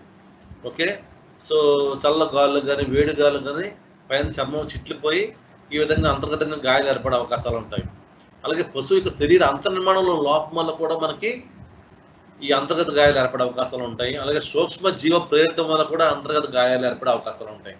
సరే, ఆ అంతర్గత గాయాలు ఏంటనేది మనం చూద్దాం ఇప్పుడు. సో అంతర్గత గాయాలు ముఖ్యంగా 6 రకాలు. 1 సిస్ట్, 2 ట్యూమర్, 3 అల్సర్, 4 హెర్నియా, 5 గడ్డలు, 6 గ్యాంగ్రీను. 1 సిస్ట్ మీకు చిత్రంలో మీకు చూపించాను. Cyst, 2 tumour, 3 ulcer, 4 hernia, 5 abscess, 6 gangrene. So ఈ అంతర్గత గాయాల గురించి క్షుణ్ణంగా తెలుసుకున్నాం. సో ప్రథమ చికిత్సలో భాగంగా మనం ఇప్పటి వరకు బాహ్య గాయాలు, కన్ఫ్యూజను, లేకపోతే అంతర్గత ఇన్సైడ్ రూన్స్, పంక్చర్ రూన్స్ తెలుసుకున్నాం. అదే ఇంకా శరీరం అంతర్భాగంలో కొన్ని రకాల గాయాలు ఏర్పడే అవకాశాలు ఉంటాయి కొన్ని సందర్భాల్లో. అవి ఏంటంటే 1 cyst, 2 tumour, 3 ulcer, 4 hernia, 5 abscess, 6 gangrene. Cyst చూడండి. సో 1 సిస్ట్ అంటే సింపుల్గా చెప్పాలంటే ఇవి శరీరం పై భాగాన్ని ఏర్పడవచ్చు, శరీరం లోపల భాగం కణజాలంలో కూడా మనకి ఏర్పడవచ్చు. శరీరం పై భాగం ఏర్పడవచ్చు, 2 ఒకసారి శరీర అంతర్భాగాలు కూడా మనకు ఏర్పడవచ్చు. సో మీకు చిత్రంలో మీకు చూపించినట్లయితే పశువు యొక్క చర్మం శరీరం పై భాగం చిన్న మీకు ఏర్పడింది సిస్ట్. అలాగే లోపల భాగంలో కణజాలం నుంచి ఒక సిస్ట్ని బయటకు తీశారు. అంటే ఇదేంటంటే నీటితో కానీ, చీమితో కానీ, లేదా గాలితో కానీ నిర్మితమై ఉంటుంది. ఈ సిస్ట్ చుట్టూ ఒక చర్మం పలుచుడు పొరతో కూడినటువంటి ఒక కణత్వచం ఉంటుంది. ఈ కణత్వచంతో ఇది శరీర యొక్క లోపల భాగంలో కానీ, పై భాగంలో కానీ, కణజాలకు అంతర్భాగంలో కూడా ఉండిపోయే అవకాశాలు ఉంటాయి. సో ఇవి సిస్టులు చాలా సందర్భంలో చాలా వాటి యొక్క ప్రభావాలు ఏర్పడతాయి. ఒక్కోసారి చూడండి, కండరాల్లో కూడా సిస్టులు ఏర్పడుతున్నాయి కొన్ని పరాణజీవుల ప్రభావం వల్ల. చూడండి, మీకు కణజాల లోపల సిస్ట్ ఉంది, అంటే లివర్లోని సిస్ట్ ఉంది, హైడ్రాటెడ్ సిస్ట్ ఉంది. అలాగే ఇక్కడ కణజాలంలో కూడా కణంలో ఒక సిస్ట్ ఉంది. ఆ సిస్ట్ కూడా మీకు ఏంటంటే ఒక పల్స్డ్ పొర మాదిరిగా ఉండి దాని లోపల లిక్విడ్ కానీ లేకపోతే చీము కానీ గాలి కూడా ఉంటుంది. సో ఇటువంటి ఉన్నప్పుడు ఏం చేస్తామంటే మన సిస్ట్ని శస్త్రచికిత్స ద్వారా కానీ మనం బయట తీసివేస్తాము. ఒక్కోసారి మందుల వాడకం వల్ల కూడా మన సిస్ట్ మనం తొలగించే అవకాశాలు ఉంటాయి. ఒక్కోసారి కంటి మీద సిస్ట్ ఏర్పడవచ్చు, ఒక్కోసారి బాహ్యభాగ సిస్ట్ ఏర్పడవచ్చు, ఒకసారి కండజాలం సిస్ట్ ఏర్పడవచ్చు. సాధారణంగా ఏంటంటే ఈ సిస్టులు కూడా కొన్ని రకాల పరాంజలి ప్రభావం వల్ల అవుతాయని మీకు చెప్పాను. అంటే ఈ టీనియా కానీ అంటే బద్దె పురుగుల వల్ల బద్దె పురుగులతో కంటామినేట్ అయినటువంటి ఈ గడ్డి కానీ పశువు కానీ పొరపాటును తీసుకున్నట్లయితే పశువు ఈ లోపలికి వెళ్ళిన తర్వాత అక్కడ ఉన్నటువంటి గుడ్లు బయటకు వచ్చి లార్వా కింద మారి అది సిస్ట్ కింద తన చుట్టూ తన కణతో ఏర్పరచుకుంటుంది. ఈ సిస్ట్ అనేది ఒకసారి ఈ రక్తస్రావం ద్వారా కొన్ని వాటికి కణజాలకు చేరుతుంది ఒకసారి. సో కణజాలాల సిస్ట్ ఏర్పడిపోతుంటుంది. ఒకసారి తలభాగంలో మెదడులో కూడా సిస్ట్ ఏర్పడుతుంటుంది. సో పారాసైట్స్ వల్ల ఈ ప్రమాదం జరిగి ఉంది కాబట్టి తప్పనిసరిగా మనం ఈ నట్టల నివారణ మందులు వాడుకుంటాము. అవి ముదిరిపోతే మాత్రం ఒకసారి పశువుకి తీవ్రమైన పరిణామాలు ఏర్పడుతుంటాయి. అటువంటి సందర్భాల్లో ఆ పరిణామాలు మనం గమనించి సరైన మందులు వాడడం ద్వారా ఆ సిస్టమ్ మనం లోపల భాగాన్ని తొలగించుకోవచ్చు. లేదు తప్పదనుకుంటే మనం శస్త్రచికిత్స ద్వారా కూడా ఈ సిస్టమ్ నివారణ చేసే అవకాశం మనకు ఉంటుంది. అలాగే రెండో సిస్టమ్ తర్వాత మీకు చెప్తే ట్యూమర్. అంటే సింపుల్గా చెప్పాలంటే క్యాన్సర్ కణితి అంటాం. కణితి లేదా క్యాన్సర్ అంటాం. సిస్ట్లో మీకు పైన పొర పల్చని పొరతో నిర్మితమై ఉంటుంది. కానీ కణితిలోని దళసరిగా ఉన్న చర్మ పొరతో నిర్మితమై ఉంటుంది. ఈ లోపలటువంటి చర్మం పైన ఒక భాగం ఉన్నటువంటి కణాలు ఎక్కువగా ఒకదానితో ప్రొలిఫికేషన్ జరిపి ఎక్కువగా మైటాసిస్ లేదా ఎక్కువ సార్లు అవి ఒకదానితో ఒకటి కణాలు పునరుత్పత్తి చేసుకొని ఎక్కువ మొత్తంలో జరుగుతాయో అటువంటి సందర్భంలో మనకి ఈ కణితి లేదా ట్యూమర్ వచ్చే అవకాశాలు మనకి ఉంటాయి. అంటే అసాధారణంగా వాటికి సంఖ్య పెరిగిపోతుంటుంది. సో కణజాలం మొత్తం కప్పేస్తూ ఉంటుంది. సో ఇవేంటంటే చేస్తుంటాయంటే అంటే ఏదో ఒక కార్యక్రమాలు జరుగుతాయి. ఈ కణితులు అనేవి ఒక్కోసారి వైరస్ వల్ల రావచ్చు, ఒక్కోసారి కొన్ని రకాల క్యాన్సర్ ఏజెంట్లు ఉంటాయి, కెమికల్ ఏజెంట్లు ఉంటాయి. సో ఆ కెమికల్ ఏజెంట్ల వల్ల వచ్చే అవకాశాలు ఉంటాయి. జీవక్రియ లోపం వల్ల కూడా ఒక్కోసారి కణితులు ఏర్పడే అవకాశాలు ఉంటాయి. ఒక్కోసారి రెగ్యులర్గా ఒక ప్రాంతంలో క్రమేణా ఎక్కువగా మనకి ర్యాపిడ్ కానీ అల్సర్లు కానీ ఫామ్ అయిపోతే కూడా కణితి వచ్చే అవకాశాలు ఉంటాయి. సో ఈ కణితులు సాధారణంగా వృషణాల్లో వచ్చే అవకాశాలు ఉంటాయి. గర్భంలో అంటే స్త్రీజనేంద్ర వ్యవస్థలో వచ్చే అవకాశాలు ఉంటాయి. అందులో మనకి ఏంటంటే ఈ ట్యూమర్స్ సర్విక్స్లో కూడా ట్యూమర్స్ వస్తాయి. ఒకసారి గర్భాశయంలో కూడా ట్యూమర్స్ వచ్చే అవకాశాలు ఉంటాయి. ఒక్కోసారి ట్యూమర్లు కాలేయంలో కూడా వచ్చే అవకాశాలు ఉంటాయి. ఒక్కోసారి బోన్ మేరోలో కూడా కణితులు వచ్చే అవకాశాలు ఉంటాయి. ఎక్కడైనా సరే ఈ ట్యూమర్స్ అనేవి మనకి పశువులకు వచ్చే అవకాశాలు ఉంటాయి. అలాగే కంటి భాగంలో వచ్చే అవకాశాలు ఉంటాయి. సో ఈ చిత్రంలో ఏంటంటే మీకు కాలేయంలో కనబడే ఒక కణితి కనబడింది. అలాగే వృషణాలలో కణితి కనిపిస్తుంది. అలాగే గర్భాశయంలో కూడా మనకు కణితి పెద్దగా మారి ఆ కణజాలం మొత్తం నిండిపోయే అవకాశం కూడా మనకి చిత్రంలో మనం స్పష్టంగా మనం గమనించవచ్చు. సో ఇటువంటి సందర్భాల్లో ఈ కణుతులు కానీ ఉన్నప్పుడు మనం ఏం చేస్తామంటే శస్త్రచికిత్స ద్వారా కణుతులను తొలగించే అవకాశం మనకు ఉంటుంది. సాధారణంగా కణుతులు ఒక్కోసారి యోని భాగంలో కానీ వెజన భాగంలో కానీ కణుతులు ఏర్పడతాయి. సర్విక్స్లో భాగంలో కణుతులు ఏర్పడతాయి. అవి బయట కనిపిస్తాయి. సో చూడడానికి కూడా మనకి కంటికి అంత ఇంపుగా కనిపిస్తుంది, చాలా చిరాగా కనిపిస్తుంటుంది. ఇటువంటివి పట్టుకొచ్చినప్పుడు ఇమీడియట్గా ఏం చేస్తామంటే ముందు శస్త్రచికిత్స ద్వారా ఆ ప్రాంతాన్ని తొలగిస్తాం. తొలగించిన తర్వాత కొన్ని రకాల మందులు ఉంటాయి. ఆ మందులని పశువులకు ఇవ్వడం ద్వారా కొంత భాగం కణజాలం తిరిగి పెరగకుండా మనం చేయవచ్చు. యాంటీ నియోప్లాస్టిక్ డ్రగ్స్ ద్వారా పశువుల్లో కణజాలం తిరిగి పెరగకుండా మనం చేయొచ్చు. కానీ ఒక్కోసారి ఈ కణజాల పెరగడం అనేది మనం ఒక్కోసారి మందులతో కూడా నియంత్రించే పరిస్థితి కూడా ఏర్పడే అవకాశాలు ఉంటాయి. మూడోది అల్సర్. సో అల్సర్ అనేది ఏంటంటే సాధారణంగా ఇది పశువుల జీర్ణ వ్యవస్థలోనే మనకి కనిపిస్తూ ఉంటుంది. జీర్ణ వ్యవస్థలో ఏర్పడే కొన్ని రకాల వేడి పదార్థాలు తినడం వల్ల కానీ లేదా కొన్ని రకాల రసాయన పదార్థాలు మింగడం వల్ల కానీ పేగు భాగంలో ఒరిపిడి ఏర్పడినప్పుడు అక్కడ కంటిన్యూటీ దెబ్బతింది, అక్కడ మనకి అల్సర్ ఏర్పడుతుంది. అల్సర్ అంటే చర్మ భాగం ఒరుసుకుపోతుంది. పేగు లోపల త్వచం ఏదైతే ఉందో అది ఒరుసుకుపోయి మనకి ఇన్ఫెక్షన్ వచ్చే అవకాశాలు ఉంటాయి. ఒక్కోసారి ఈ అల్సర్ అనేది ట్యూమర్గా మారే అవకాశాలు కూడా ఉంటాయి. సాధారణంగా అల్సర్లు అనేవి జీర్ణ వ్యవస్థలో కానీ లేదా పేగుల్లో కానీ మనకి కనిపించే సందర్భం ఉంటుంది. అలాగే ఎక్కువగా పేగులు చూసిన పేగు ఏ విధంగా మనకి చిత్రంలో మీకు చూపించాను, పూర్తిగా ఒరిసిపోయి ఉంది. సో దీన్ని మనం ఇంటెస్టైనల్ అల్సర్ అంటాం మనం. సో ఇటువంటి సందర్భాల్లో మనం శస్త్రచికిత్స ద్వారా అల్సర్ గురించి బాగా మనం కట్ చేసి ఈ రెండు భాగాన్ని మనం కలుపుతూ ఉంటాము. ఇవి సాధారణంగా మనుషుల్లో కూడా ఎక్కువగా గమనిస్తున్నాం. సాధారణంగా ఇవి మందుల ద్వారా తగ్గే అవకాశాలు ఎక్కువగా ఉంటాయి. ఒకవేళ మందుల ద్వారా తగ్గే అవకాశాలు లేకపోతే ఇంకా పశువు ఎక్కువ కడుపు నొప్పితో బాధపడే సందర్భంలో మనం కొన్ని రకాల మందులు కానీ వాడుతాము. అయినప్పటికీ తగ్గకపోతే వెంటనే మనం శస్త్రచికిత్స ద్వారా అల్సర్ బాగా గురైన భాగాన్ని మనం తొలగించే ప్రయత్నం చేయొచ్చు. సో ఇప్పటి వరకు మీకు సిస్ట్ గురించి చెప్పాను, ట్యూమర్ గురించి చెప్పాను, అలాగే అల్సర్ గురించి చెప్పాను. సిస్ట్ చెప్పాను, ట్యూమర్ చెప్పాను, అల్సర్ చెప్పాను. నాలుగోది అతి ఇంపార్టెంట్ బాగుంది,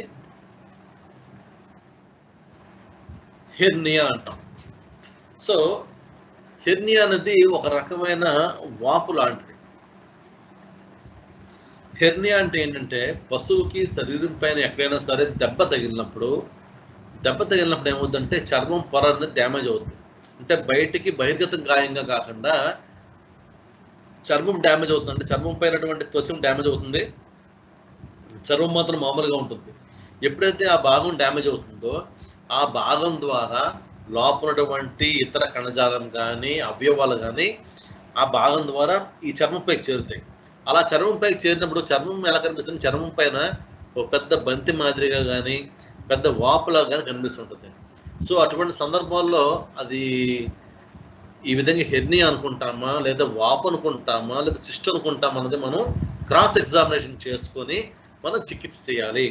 సో సాధారణంగా చాలా మంది చూసి ఇలా వాపు ఏర్పడగానే ఇదేదో యాప్స్ లాగా ఉందని చెప్పి చిత్రంలో చూపించిన మాదిరిగా బ్లేడ్తో కట్ చేస్తారు అనుకోండి, అప్పుడు చర్మం డ్యామేజ్ అవుతుంది. లోపల ఏదైతే పేగులు కానీ కణజాలం వచ్చిందనుకో మనం కట్ చేసినప్పుడు ఏమవుతుందంటే ఆ పేగులు కణజాలం కూడా డ్యామేజ్ జరిగి పశువు చనిపోయే సందర్భాలు కూడా ఉంటాయి. సో కాబట్టి ఏదైనా పశువు పైన వాపు వచ్చినప్పుడు ముందు అది కణిత లేదా సిస్ట, హెర్నియానా, యాబ్సెస్ అనేది మనం నిర్ధారించుకుని చికిత్స చేయాలి. సో హెర్నియా అంటే పశువు శరీరంలోని ఏదైనా అవయవాలు బయటకు వచ్చి చర్మం కిందకు చేరి వాపు మాదిరిగా కనిపిస్తాయి. ఓకేనా, దీన్నే మనం హెర్నియా అంటాం. సో చాలా మనకు తెలుసు.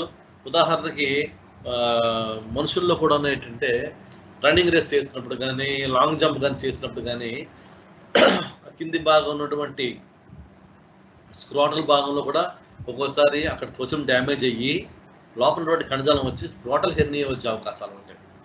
అంటే స్క్రోటం లోపలికి భాగాలను చేరి స్క్రోటం పెద్దగా మారి హెర్నియా వచ్చే అవకాశాలు ఉంటాయి. సో వాటి కూడా చికిత్స చేసుకోవాలి. అలాగే పశువులో తీసుకుంటే దూడంలోని అంబలికల్ హెర్నియా వచ్చే అవకాశాలు ఉంటాయి.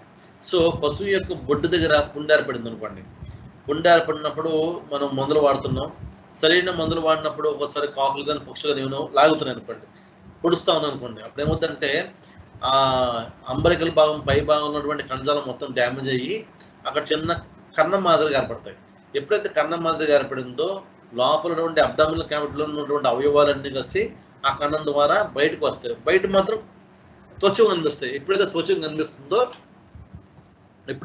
కనిపిస్తుందో ఈ త్వచం లోపలి భాగాలను ఉంటాయి కాబట్టి బయటకి ఇది బొడుపు మాదిరిగా బయటకు వస్తుంది. దీన్నే మనం అంబలికల్ హెర్నియా అంటాం. సో ఇటువంటి హెర్నియా ఉన్నప్పుడు మనం జాగ్రత్తగా ముందు పట్టుకోవాలి.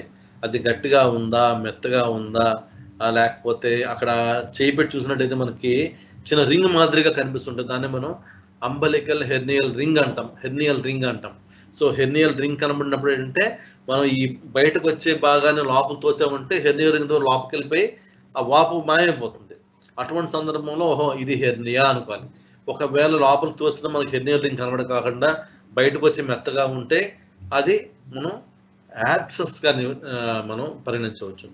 ఒక్కోసారి ఇది మెత్తగా కాకుండా గట్టిగా ఉండి ఫ్లక్చువేటింగ్ గా ఊగుతూ ఉంటే ఇది సిస్ట్ గా మనం చెప్పచ్చు. సో హెర్నియా అయి ఉండొచ్చు, యాబ్స్ అయి ఉండొచ్చు, సిస్ట్ అయి ఉండొచ్చు. సో దాన్ని డిఫరెన్షియల్ గా మనం డయాగ్నోస్ చేసుకొని స్థానిక పశు వైద్యుని సలహా మేరకు మాత్రమే మనం చికిత్స చేయాలి. చూడండి, ఇక్కడ హెర్నియా మీకు చిత్రంలో చూపిన విధంగా పైన స్కిన్ మనకి ఎక్కడ మనకి రప్చర్ లేదు, కానీ స్కిన్ కి మధ్యలో చిన్న గ్యాప్ వచ్చింది. ఆ గ్యాప్ లో ఇంటెస్టైన్స్ కానీ ఏవైనా వచ్చి మజిల్స్ కానీ ఫ్యాట్ కానీ వచ్చింది అనుకోండి, అది బయటకు ఒక చిన్న బొడిపు మాదిరిగా కనిపిస్తుంది. మళ్ళీ ఆ బొడుపును లోపలికి తోస్తున్నప్పుడు ఈ కన్నం ద్వారా లోపలికి వెళ్ళిపోతాయి.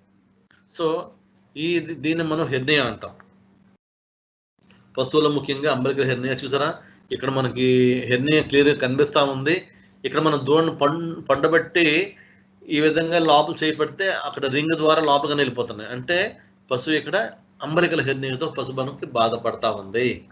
సో దీన్ని మాత్రం అంబలికల్ హెర్నియా గాని అప్పుడు ఉన్నప్పుడు మాత్రం చిన్న వయసులో ఉన్నప్పుడు ఒక క్లాత్‌ని గట్టిగా అదిం పెట్టి కట్టించినప్పుడు చుట్టు భాగాలు ఉన్నటువంటి ఆ భాగాలు మెల్లిగా ఒకదానితో ఒకటి కలిసిపోయి ఆ రంధ్రం మూసిపోయి పశువు హెర్నియా అనేది పోయే అవకాశాలు ఉంటుంది. ఒక్కో సందర్భంలో మనం తప్పనిసరిగా శస్త్రచికిత్స ద్వారా మాత్రం అంబలికల్ హెర్నియా మన రూపుమాపే సందర్భాలు ఉంటాయి. అలాగే స్క్రోటల్ హెర్నియా, మీకు స్క్రోటం చూడండి, స్క్రోటం పక్కన చిన్న మనకు బుడుపులా కనబడుతుంది. అది చూస్తే అది స్క్రోటల్ శాఖ లేకపోతే సిస్టా యాప్స్ అనేది మనం పట్టుకుంటే కానీ తెలియదు. అక్కడ కూడా మీరు టచ్ చేస్తే ఆ హెర్నియల్ లింక్ ద్వారా లోపలికి వెళ్ళిపోతుంది. సో ఇటువంటి కూడా మనం అలాగే చూడండి అలా చేసినప్పుడు ఏమవుతుంది, తప్పనిసరిగా మనం శస్త్రచికిత్స ద్వారా మనం ఆ హెర్నియాను పోగొట్టవచ్చు. అలాగే ఇక్కడ మీకు రెండో చిత్రంలో చూసుకుంటే కడుపు కింది భాగంలో కడుపు మాదిరిగా తయారైంది. అంటే అబ్డామినల్ భాగంలో మొత్తం అంతా అబ్డామినల్ భాగంలో అక్కడ కడతో వచ్చిన డ్యామేజ్ అవడం వల్ల లోపల భాగాలన్నీ వచ్చాయి. కింద ఇంకో కడుపు మాదిరిగా తయారైంది. దీన్ని మనం అబ్డామినల్ హెర్నియా అంటాం. సో హెర్నియా అంబలికల్ హెర్నియాగా మారచ్చు, స్క్రోటల్ హెర్నియాగా మారచ్చు, అబ్డామినల్ హెర్నియాగా మారచ్చు. సో ఏది మారినా సరే అది హెర్నియా లేదా సిస్టా లేదా యాబ్సెసా అనేది మనం డిసైడ్ చేసుకొని దాన్ని డిఫరెన్షియల్ డయాగ్నోస్ చేసుకొని స్థానిక పశువైద్య సలహా మేరకు మాత్రమే శస్త్రచికిత్స కానీ చేయవలెను. సో యాబ్సెస్ ఇది కూడా చూడండి, బయటకు మనం గడ్డ మాదిరిగా కనిపిస్తుంది, కానీ పట్టుకొని చూస్తే అది మెత్తగా ఉందా లేదా అండులెంట్గా ఉందా లేదా మెత్తగా ఉందన్నది మనం అబ్జర్వ్ చేసుకుంటాం. ఒకవేళ ఇలాగా మనకి గడ్డలు ఏర్పడినప్పుడు ముందుగా అది గడ్డ లేదా యాబ్సెస్ నిర్ధారించుకున్న తర్వాత గట్టిగా ఉంటే ఐడెక్స్ ఆయింట్మెంట్ రాసి వేడి నీళ్ళతో కాపి ఒక 2-3 రోజులు ఉంచిన తర్వాత మెత్తబెట్టిన తర్వాత దానిపైన చిన్న బీపీ బ్లేడ్తో చిన్న కన్నం పెట్టి లోపల పస్సు అంతా బయట తీసి లోపల భాగాన్ని మొత్తం మనం శుభ్రపరచాలి. ఇది మనం యాబ్స్ ఆ విధంగా మనం ప్రథమ చికిత్స చేస్తాం. సో ఒక్కోసారి యాబ్స్ అన్నది మనకి బొడ్డు భాగంలో రావచ్చు పశువుకి, అంబలికల్ యాబ్స్. దీనికి కాలు పక్క భాగంలో వచ్చింది, అంటే కాలు పక్క భాగంలో ఏదో ముళ్ళు కానీ ఏదో గుచ్చిపోవడం వల్ల లోపల ఇన్ఫెక్షన్ క్రమంగా సెట్ అయిపోయి ఆ భాగం అంతా మీకు వాపు కింద మారిపోయింది. ఆ వాపు కింద మారినప్పుడు ఆ భాగాన్ని మనం ఏం చేస్తామంటే మనం ఐడెక్స్ ఆయింట్మెంట్తో రుద్ది లేపనం పెట్టడం వల్ల మెత్తబడిన తర్వాత ఆ భాగాన్ని కట్ చేసి లోపల పసు మనం బయట తీస్తాము. పసు బయట తీసిన తర్వాత మళ్ళీ పొటాషియం పరమాణు క్రిస్టల్లో ఉన్నటువంటి యాంటీసెప్టిక్ లోషన్ని ఆ భాగం లోపల మొత్తం ఫ్లష్ చేసి లోపల ఉన్నటువంటి మిగిలిన చనిపోయిన డెబ్రిస్ కణజాలం మొత్తం మనం బయట తీస్తాము. వన్స్ అంతా బయట తీసిన తర్వాత మనం ఒక గాజు గుడ్డను టించర్ ఐడియంలో ముంచి లోపల పెడతాము. ఆ విధంగా పెట్టడం వల్ల లోపల కణజాలం కూడా కూరిపోయి సాఫీగా ఏర్పడే అవకాశాలు ఉంటాయి. సో యాబ్స్కి ఏ విధంగా ట్రీట్మెంట్ చేస్తామని కూడా మన స్థానిక పశు వైద్యుని కేంద్ర స్థాయిలో పరిశీలించి మనం తెలుసుకోవడం చాలా ఉత్తమం. సో ఈ గడ్డల చికిత్స శస్త్రచికిత్స ద్వారా కానీ ఐడిన్ ఆయింట్మెంట్ పూయడం ద్వారా కానీ చేయొచ్చు. సో ఇప్పుడు మీకు చెప్పాను, ఐడిన్ ఆయింట్మెంట్ పూయడం ద్వారా వేడి నీళ్ళతో కాపడం పెట్టడం ద్వారా ఈ గడ్డలు ఏదైతే ఉన్నాయో గడ్డలు కొద్దిగా మెత్తబడి లోపలటువంటి చీమును బయటకు తీసే సందర్భం ఉంటుంది. ఒక్కోసారి తప్పనిసరి పరిస్థితుల్లో అయితే శస్త్రచికిత్స ద్వారా, ఎందుకంటే గట్టిగా ఉన్న యాప్స్ ఉంటే వాటిని మాత్రం శస్త్రచికిత్స ద్వారా తొలగించే అవకాశాలు మాత్రం ఉంటాయి. సో అంటే అసలు యాప్స్ అంటే ఏంటి, అసలు చీముతో కూడిన వాపుని మనం యాప్స్ అంటాం. అలాగే నీటితో కూడిన వాపుని మనం సిస్ట్ అంటాం. సో చీముతో కూడిన వాపుని మొదట గట్టిగా ఉండి ఐడెక్స్ మందు రాస్తే మెత్తబడుతుంది. మీకు ఆల్రెడీ చెప్పాను. మీకు మెత్తబడిన తర్వాత ఏ భాగంలో అయితే దానికి డిపెండెంట్ పార్ట్ ఉంటుందో ఆ పార్ట్ వైపుగా చిన్న కన్నం పెడితే ఆ చీమంతా బయటకు వచ్చేస్తుంది. చీమంతా బయట పిండిన తర్వాత ఇంకా లోపల కొంత చీము ఉండిపోయే అవకాశాలు ఉంటుంది, ఎందుకంటే మనం చిన్న కన్నం పెడతాం కాబట్టి. లోపల నుంచి బయటకు వచ్చిన తర్వాత లోపల కొద్దిగా 1:1000 రేషియోలో ఉన్నటువంటి పొటాషియం పరమాణు ద్రావకాన్ని లోపల పంపించినట్లయితే లోపలంతా క్లీన్ చేస్తుంది, డెబ్రిస్ మొత్తం తీస్తుంది. తీసిన తర్వాత ఒక గాజు గుడ్డను తీసుకొని టించర్ ఐడియంలో ముంచాలి. టించర్ ఐడియంలో ముంచిన తర్వాత ఈ గాజు గుడ్డను ఏం చేస్తామంటే ఈ ఏదైతే కన్నం మనం చేసామో ఆ కన్నం లోపల భాగాన్ని మనం ఫోర్సెస్ ద్వారా లోపలికి ఎక్కిస్తాం. అలాగే 2-3 సార్లు మనం అలా డ్రెస్సింగ్ చేసినట్లయితే టించర్ ఐడియం లోపల ఉండడం వల్ల ఆ భాగం మొత్తం కొద్దిగా క్లీన్ అయ్యి యథాస్థానానికి వచ్చే అవకాశాలు ఉంటాయి. అలాగే పశు వైద్యుని యొక్క సలహా మేరకు మనం కొన్ని రకాల యాంటీబయాటిక్ మందులు కానీ అలాగే నొప్పి నివారక మందులు కానీ మనం వాడాలి. అలాగే సిస్ట్ అంటే మీకు ఆల్రెడీ చెప్పాను. మీకు నీరు లేదా రసితో కూడిన వాపును మనం సిస్ట్ అంటాము. ఇది హైడ్రాటిక్ సిస్ట్ అవ్వచ్చు, లేదా బ్రెయిన్ సిస్ట్ అవ్వచ్చు, లేదా మజిల్ సిస్ట్ అవ్వచ్చు, లేకపోతే సింపుల్ సిస్ట్ అవ్వచ్చు. ఇటువంటి వాటిని మనం ఆయా సందర్భం బట్టి పరాణ జీవన నివారణ మందులు వాడుకోవచ్చు, లేదా పశువుల సలహా మేరకు మందులు మాత్రం కొన్ని రకాల మందులు వాడి చికిత్స చేయించుకోవచ్చు. అలాగే ట్యూమర్, పశువు యొక్క శరీరం పైన వాపు నెమ్మదిగా పెరుగుతుంటదంటే ఆ కణజాలాలు కొన్ని రకాల నియోప్లాస్టిక్ సెల్స్ వల్ల ఒకదానితో ఒకటి ప్రొలిఫికేషన్ అనేది మెల్లగా పెరుగుతుంటుంది. ఒక్కొక్కసారి గట్టిగా మారిపడుతుంటుంది. ఆ ప్రాంతంలో మీరు ఏం చిన్న కన్నం పెడితే రక్తం కారుతుంటుంది. సో అది ట్యూమర్ అని డిసైడ్ చేసుకొని దాని యొక్క లక్షణాల మేరకు మాత్రమే పశు వైద్య సలహా తీసుకొని మనం చికిత్స చేయాలి. ఇక్కడ మీకు చిత్రంలో మీకు రకరకాలుగా మీకు చూపించాను చూడండి. సిస్ట్ అంటే నీరు కానీ లేదా చీము కానీ అనిపిస్తుంది, పైన చర్మ పొర ఉంటుంది. అలాగే యాప్సెస్లో తప్పనిసరిగా చీమే ఉంటుంది, పెద్దగా గట్టిగా ఉంటుంది. తర్వాత మనం ఐడిక్ సెల్మెంట్ రాస్తే మెత్తబడుతుంది. హెర్నియా అంటే చర్మం పొర చిట్లి చుట్టూ చర్మం ఉండి లోపల భాగాలను వచ్చే దాన్ని హెర్నియా అంటాము. ట్యూమర్ అంటే గట్టిగా ఉండి కంటి అంటే కణితి లేదు. ట్యూమర్ అంటే గట్టిగా ఉండి మనం దానిపైన కన్నం పెడితే బ్లడ్ వస్తుంది. అలాగే అల్సర్ అంటే చర్మం పేరు యొక్క లోపల పొరలో గాయం ఏర్పడుతుందని మనం అల్సర్ అంటాం. సో ఈ విధంగా మనం అది సిస్టా, లేకపోతే యాప్సెసా, లేకపోతే హెర్నియానా, ట్యూమరా, లేకపోతే అల్సర్ అనేది మనం డిఫరెన్షియల్ డయాగ్నోస్ చేసుకొని దానికి అనుగుణంగా మాత్రమే మనం చికిత్స చేయవలసిన సందర్భం మనకు ఉంటుంది.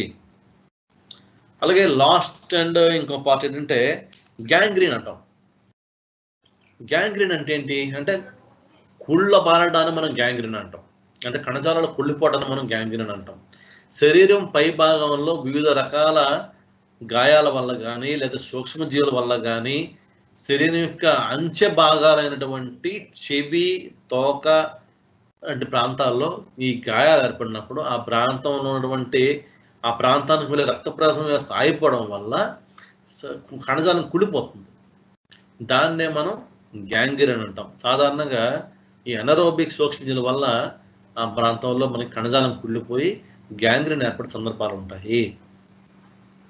సో పశువు యొక్క చిట్ట చివరి భాగాలైనటువంటి తోక కానీ, చెవులు కానీ, లేకపోతే కాలు కూడా తిరగచ్చు. సో ఇటువంటి సందర్భంలో తోక కానీ, ఇటువంటి సందర్భంలో ఏమైనా దెబ్బ తగిలినప్పుడు ఆ కణజాలానికి ఉన్నటువంటి రక్త సరఫరా ఆగిపోవడం వల్ల మనకి ఈ కుళ్ళిపోయి గ్యాంగ్రీన్ ఏర్పడే అవకాశాలు ఉంటాయి. ఈ గ్యాంగ్రీన్ అనేది మనకి రెండు రకాలు. ఒకటి పొడి గ్యాంగ్రీన్, రెండు తడి గ్యాంగ్రీన్. అసలు తడి గ్యాంగ్రీన్ అంటే ఏంటి, పొడి గ్యాంగ్రీన్ అంటే ఏంటి? ఏదైనా అంటే కణజాలం కుళ్ళిపోద్దని మనం గ్యాంగ్రీన్ అంటాం. కానీ పొడి గ్యాంగ్రీన్ అంటే ఏంటి, తడి గ్యాంగ్రీన్ అనేది మేము స్పష్టంగా చెప్తాను.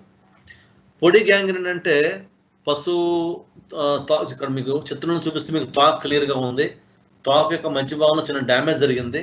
ఆ పై భాగం అంతా మీకు అట్టకట్టినట్టు అక్కడ తోకే ఉంది కానీ అట్టకట్టినట్టు గట్టిగా మారిపోయింది, ఒక కర్ర మాదిరిగా ఆడిపోయింది. అంటే కణజాలం మొత్తం డ్యామేజ్ అయిపోయి రక్త ప్రసరణ పూర్తిగా లోపించి ఆ ప్రాంతం నుండి ఎండిపోయింది. సో తోక కానీ చెవి యొక్క చివరి భాగాల్లో దెబ్బ తగలడం వల్ల రక్తనాళాలు సంకోచించబడి రక్త సరఫరా అయిపోతుంది, ఆమ్లజనక సరఫరా అయిపోతుంది. ఫలితంగా కణజాలం చచ్చిపోయి గట్టిగా మారిపోతుంది, రాయిలా లేకపోతే కర్రలా మారిపోతుంది. దాన్ని మనం పొడి గ్యాంగ్రీన్ అంటాం. ఓకేనా? సో పొడి గ్యాంగ్రీన్ వల్ల ఏమవుతుందంటే ఆ ప్రాంతంలో కణజాలం మొత్తం డ్యామేజ్ చనిపోయి శుష్కించిపోయి గట్టిగా మారి ఎండిపోతుంది. దీన్నే మనం పొడి గ్యాంగ్రీన్ అంటాం. సో పొడి గ్యాంగ్రీన్ అనేది మనకు కనిపిస్తున్నా అది అంత ప్రమాదకరం కాదు. దీనికి ఏం చేస్తుంటే రైతుకి నాకు ఇష్టం ఉండదు కాబట్టి సార్ మీరు ఆపరేషన్ ద్వారా తీసేయండి సార్ అంటే ఎంతవరకు అయితే పశువుకి ఆ ప్రాంతంలో స్పర్శ అనేది తెలుస్తుందో అంతవరకు మనం దానికి ఒక ప్రిక్ మెథడ్ ద్వారా చేసుకొని అంతవరకు మనం తొలగించేసుకుంటాం. మనం శస్త్రచికిత్స ద్వారా తొలగించుకుంటాం. ఓకే, మీకు చిత్రంలో మీకు పొడి గ్యాంగ్రీన్ కనిపిస్తుంది. తోక యొక్క చివరి భాగాలు మొత్తం ఏ విధంగా శుష్కించిపోయాయో, ఎండిపోయాయో, లేకపోతే కణజాల పూర్తి చచ్చిపోయే మాదిరి కనిపిస్తున్నాయో వీటిని మనం పొడి గ్యాంగ్రీన్ అంటాం. వీటి వల్ల పెద్ద ప్రమాదం ఏం కాదు, కానీ ఆ ఏ భాగం వరకు అయితే మనకి స్పర్శ జ్ఞానం కనిపిస్తుందో అంత భాగం మనం తీసివేస్తాం, అంత భాగం కట్ చేస్తాం శస్త్రచికిత్స ద్వారా. ఇది మనం పొడి గ్యాంగ్రీన్ అంటాం. తడి గ్యాంగ్రీన్ వెరీ వెరీ డేంజరస్. ఇక్కడ కూడా ఏమవుతుందంటే పశువు యొక్క చివరి శరీర భాగంలో ఈ అంతర్గత గాయాల వల్ల కానీ, లేదా బయటపడ్డే గాయాల వల్ల కానీ, సూక్ష్మజీవుల వల్ల కానీ, పశువు యొక్క యజమాని యొక్క నిర్లక్ష్యం వల్ల కానీ సూక్ష్మజీవులు చేరి లోపల కణజాలం కుళ్ళిపోతుంది. సో లోపల కణజాలం కుళ్ళిపోవడం వల్ల అక్కడ దెబ్బ తగిలినప్పుడు వెంటనే అతను మనం చికిత్స చేయించుకుంటే, లేదా ఐడెక్స్ ఆయింట్మెంట్ కానీ, లేకపోతే బోరిక్ పౌడర్ కానీ ఏదో సింపుల్‌గా ఒక ప్రథమ చికిత్స చేసుకుంటే ఇబ్బందిగా పరిస్థితులు ఉండవు. కానీ అలా వదిలేయడం వల్ల, అంటే నిర్లక్ష్యం వల్ల ఏమవుద్దంటే లోపల కణజాలం బయట కనబడకుండా లోపల కణజాలం కుళ్ళిపోతా ఉంటుంది. కొన్ని రోజులకి ఎక్కడో చిన్న చిట్లిపోయి రక్తం ఒక రస్ కారుతా ఉంటుంది. పస్ కారుతా ఉంటుంది. కాళ్ళు ఎత్తలేవు. విపరీతం నొప్పి కలుగుతుంది. సో ఇటువంటి సందర్భంలో ఏంటంటే మనం పట్టుకొని మనం ఒక క్లిక్ మెథడ్‌లో మనం ఒక చిన్న సూదేసినా సరే దానికి స్పర్శ జ్ఞానం ఉండదు. దీన్నే మనం తడి గ్యాంగ్రీన్ అంటాం. ఇది చాలా చాలా ప్రమాదం. అంటే పశువుకి తెలియకుండా, యజమాని కూడా తెలియకుండా లోపల భాగం కుళ్ళుకుంటా పైకి పోతుంటుంది. సో వ్యాధి నిర్ధారణలో ఎప్పుడైతే మనం అలసత్వం వహిస్తే, వ్యాధి నివారణ పద్ధతులు పాటించకపోయినా సరే లోపల కణజాలం పెరిగిపోయి కుళ్ళిపోయి మొత్తం అంతా సృష్టించిపోతుంది. దీన్నే మనం తడి గ్యాంగ్రీన్ అంటాము. ఇది డ్రై గ్యాంగ్రీన్ మాదిరిగా గట్టిపడిపోయి కానీ ఎండిపోయి కానీ కనబడదు.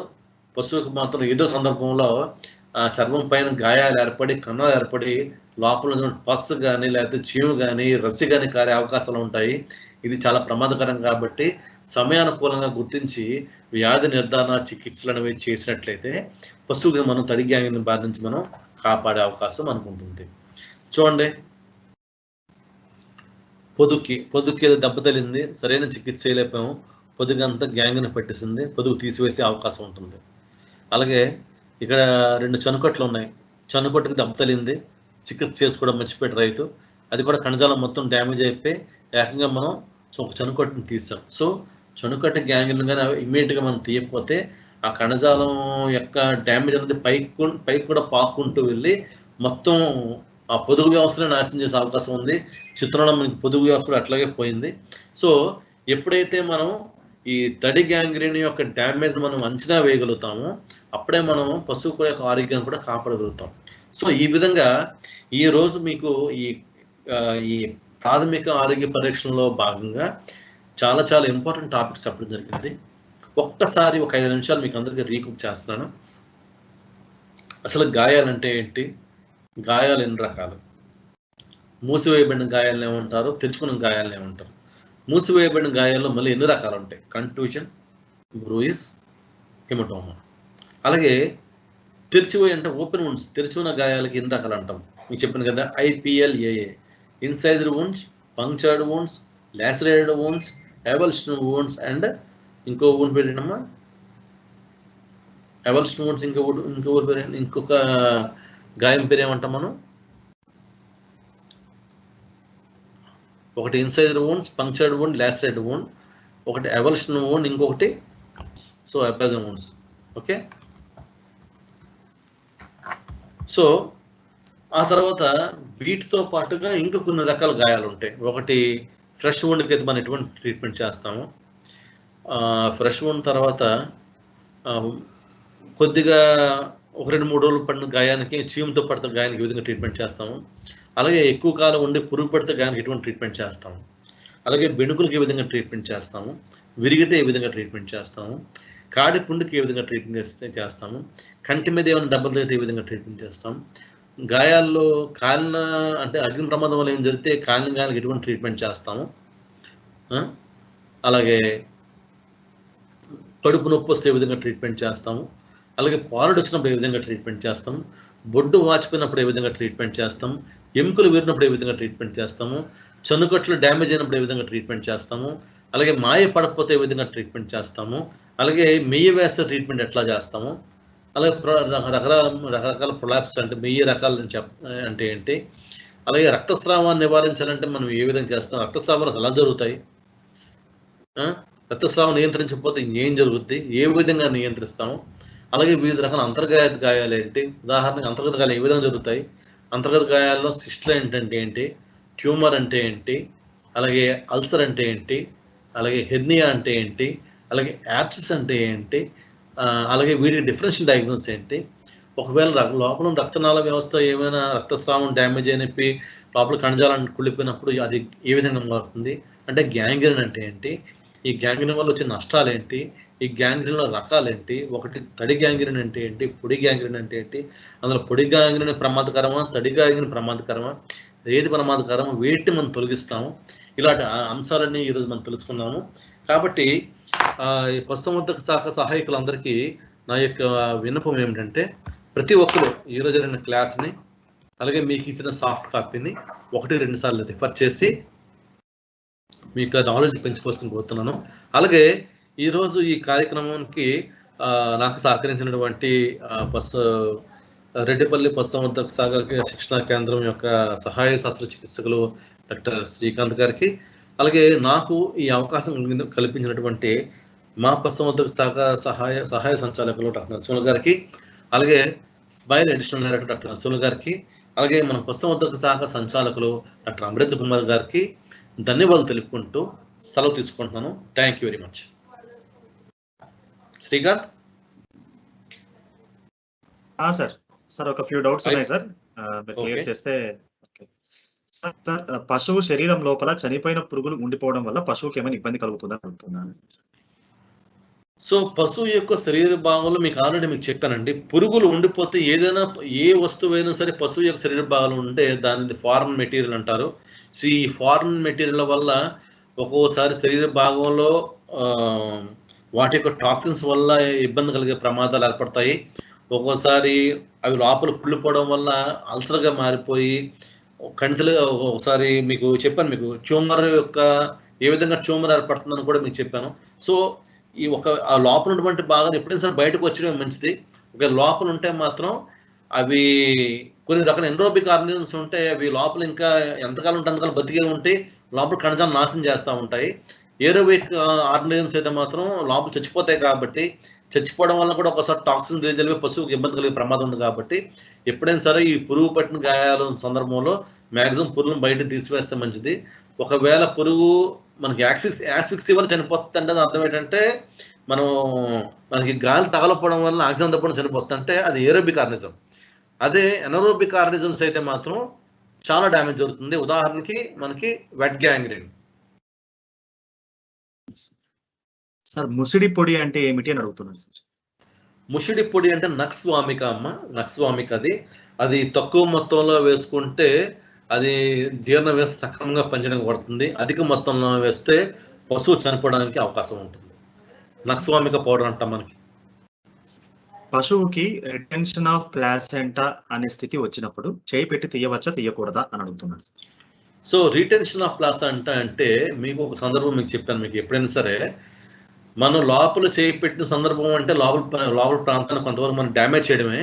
ఎప్పుడైనా సరే పశువు ఈనిన తర్వాత 7 hours లోపల కానీ ప్లాజెంటా పడకపోతే దాన్ని మనం రిటెన్షన్ ఆఫ్ ప్లాజెంటా అంటాం. అటువంటి సందర్భంలో కొన్ని రకాల ఎగ్బోలిక్స్ని వాడి మాత్రమే ప్లాజెంటాను బయట తీయాలి. అయినా సరే మనం మందులు వాడిన బయటికి రాని సందర్భంలో తప్పనిసరిగా మనం మాన్యువల్ ఇంటర్వెన్షన్ ద్వారా పశువుకి గర్భకోశానికి ఎటువంటి ఇబ్బంది రాకుండా మాత్రమే మనం లోపలటువంటి ప్లాజెంటా మనం బయట తీయవలసి ఉంటుంది. అది కూడా నిపుణుల పర్యవేక్షణలో మాత్రమే జరగాలి. Okay sir. సాధారణంగా పశువులకు ఉపయోగించే ప్రాథమిక చికిత్సకు టింక్చర్ ఐడిన్, పొవిడోన్ ఉపయోగిస్తుంటాం. ఈ రెండింటికి వ్యత్యాసం ఏమైనా ఉందా అని అడుగుతున్నాను. సో వాటి యొక్క కాన్సన్ట్రేషన్ తేడా ఉంటుందమ్మా. మీకు రెండింటిలో మీరు చూసినట్లయితే వాటి యొక్క కాన్సన్ట్రేషన్ తేడా ఉంటుంది, అంతే తేడా. Okay sir. ప్రొలాప్స్, ఒకవేళ ఒక పశువుకి ప్రొలాప్స్ అన్నది మొదటి ఈతలో ఫస్ట్ కావింగ్ లో వచ్చినప్పుడు మళ్ళా సెకండ్ కావింగ్ లో వచ్చే అవకాశం ఉందా అని అడుగుతున్నారు సార్. ఇప్పుడు మీరు ఇటువంటి ప్రశ్నలు ఏంటంటే, మనం గర్భకోశ చికిత్స క్లాస్ వచ్చినప్పుడు మీరు అడిగితే బాగుంటుంది. నేను మీకు ప్రాథమిక చికిత్సలు మాత్రమే చెప్తున్నాను. సో ఇంకా మీకు డీటెయిల్గా వచ్చే క్లాసులు తదుపరి తరగతుల్లో ఉంటే తప్పనిసరిగా అప్పుడు మీరు అడగండి. పశువుకు ఒకసారి ప్రొలాప్స్ వచ్చినట్లయితే రెండో స్థితిలో కూడా ప్రొలాప్స్ వచ్చే అవకాశాలు అయితే మాత్రం మెండుగా ఉంటాయి. ఎప్పుడైనా సరే దానికి మనం నివారించాలంటే పశువుకి మనం ఈ ఖనిజ లవణాల లోపం కానీ లేదా పోషకాల లోపం యొక్క లోపం లేకుండా మనం చూసుకోవాలి. సార్ ఓపెన్ వుండ్ కి క్లోజ్డ్ వుండ్ కి ఒకే రకమైన మెడిసిన్ ట్రీట్మెంట్ కోసం వాడచ్చా అని అడుగుతున్నాను సార్. మీకు ఓపెన్ వుండ్ అంటే ఏంటి, క్లోజ్డ్ వుండ్ అంటే మీరు సరిగ్గా వినుంటే ఈ ప్రశ్న అడిగేవారు కాదమ్మా. అసలు ఓపెన్ వుండ్ అంటే ఏంటి, క్లోజ్డ్ వుండ్ అంటే మీకు అసలు మీకు చెప్పాను కదా. మీకు చర్మం చిట్లు పోతే మీకు ఓపెన్ వుండ్ అంటారు, చర్మం చిట్ల కన్నా ఉంటే క్లోజ్డ్ వుండ్ అంటారు. రెండింటికి ఒకే రకం మందు మనం ఎట్లా వాడతాం?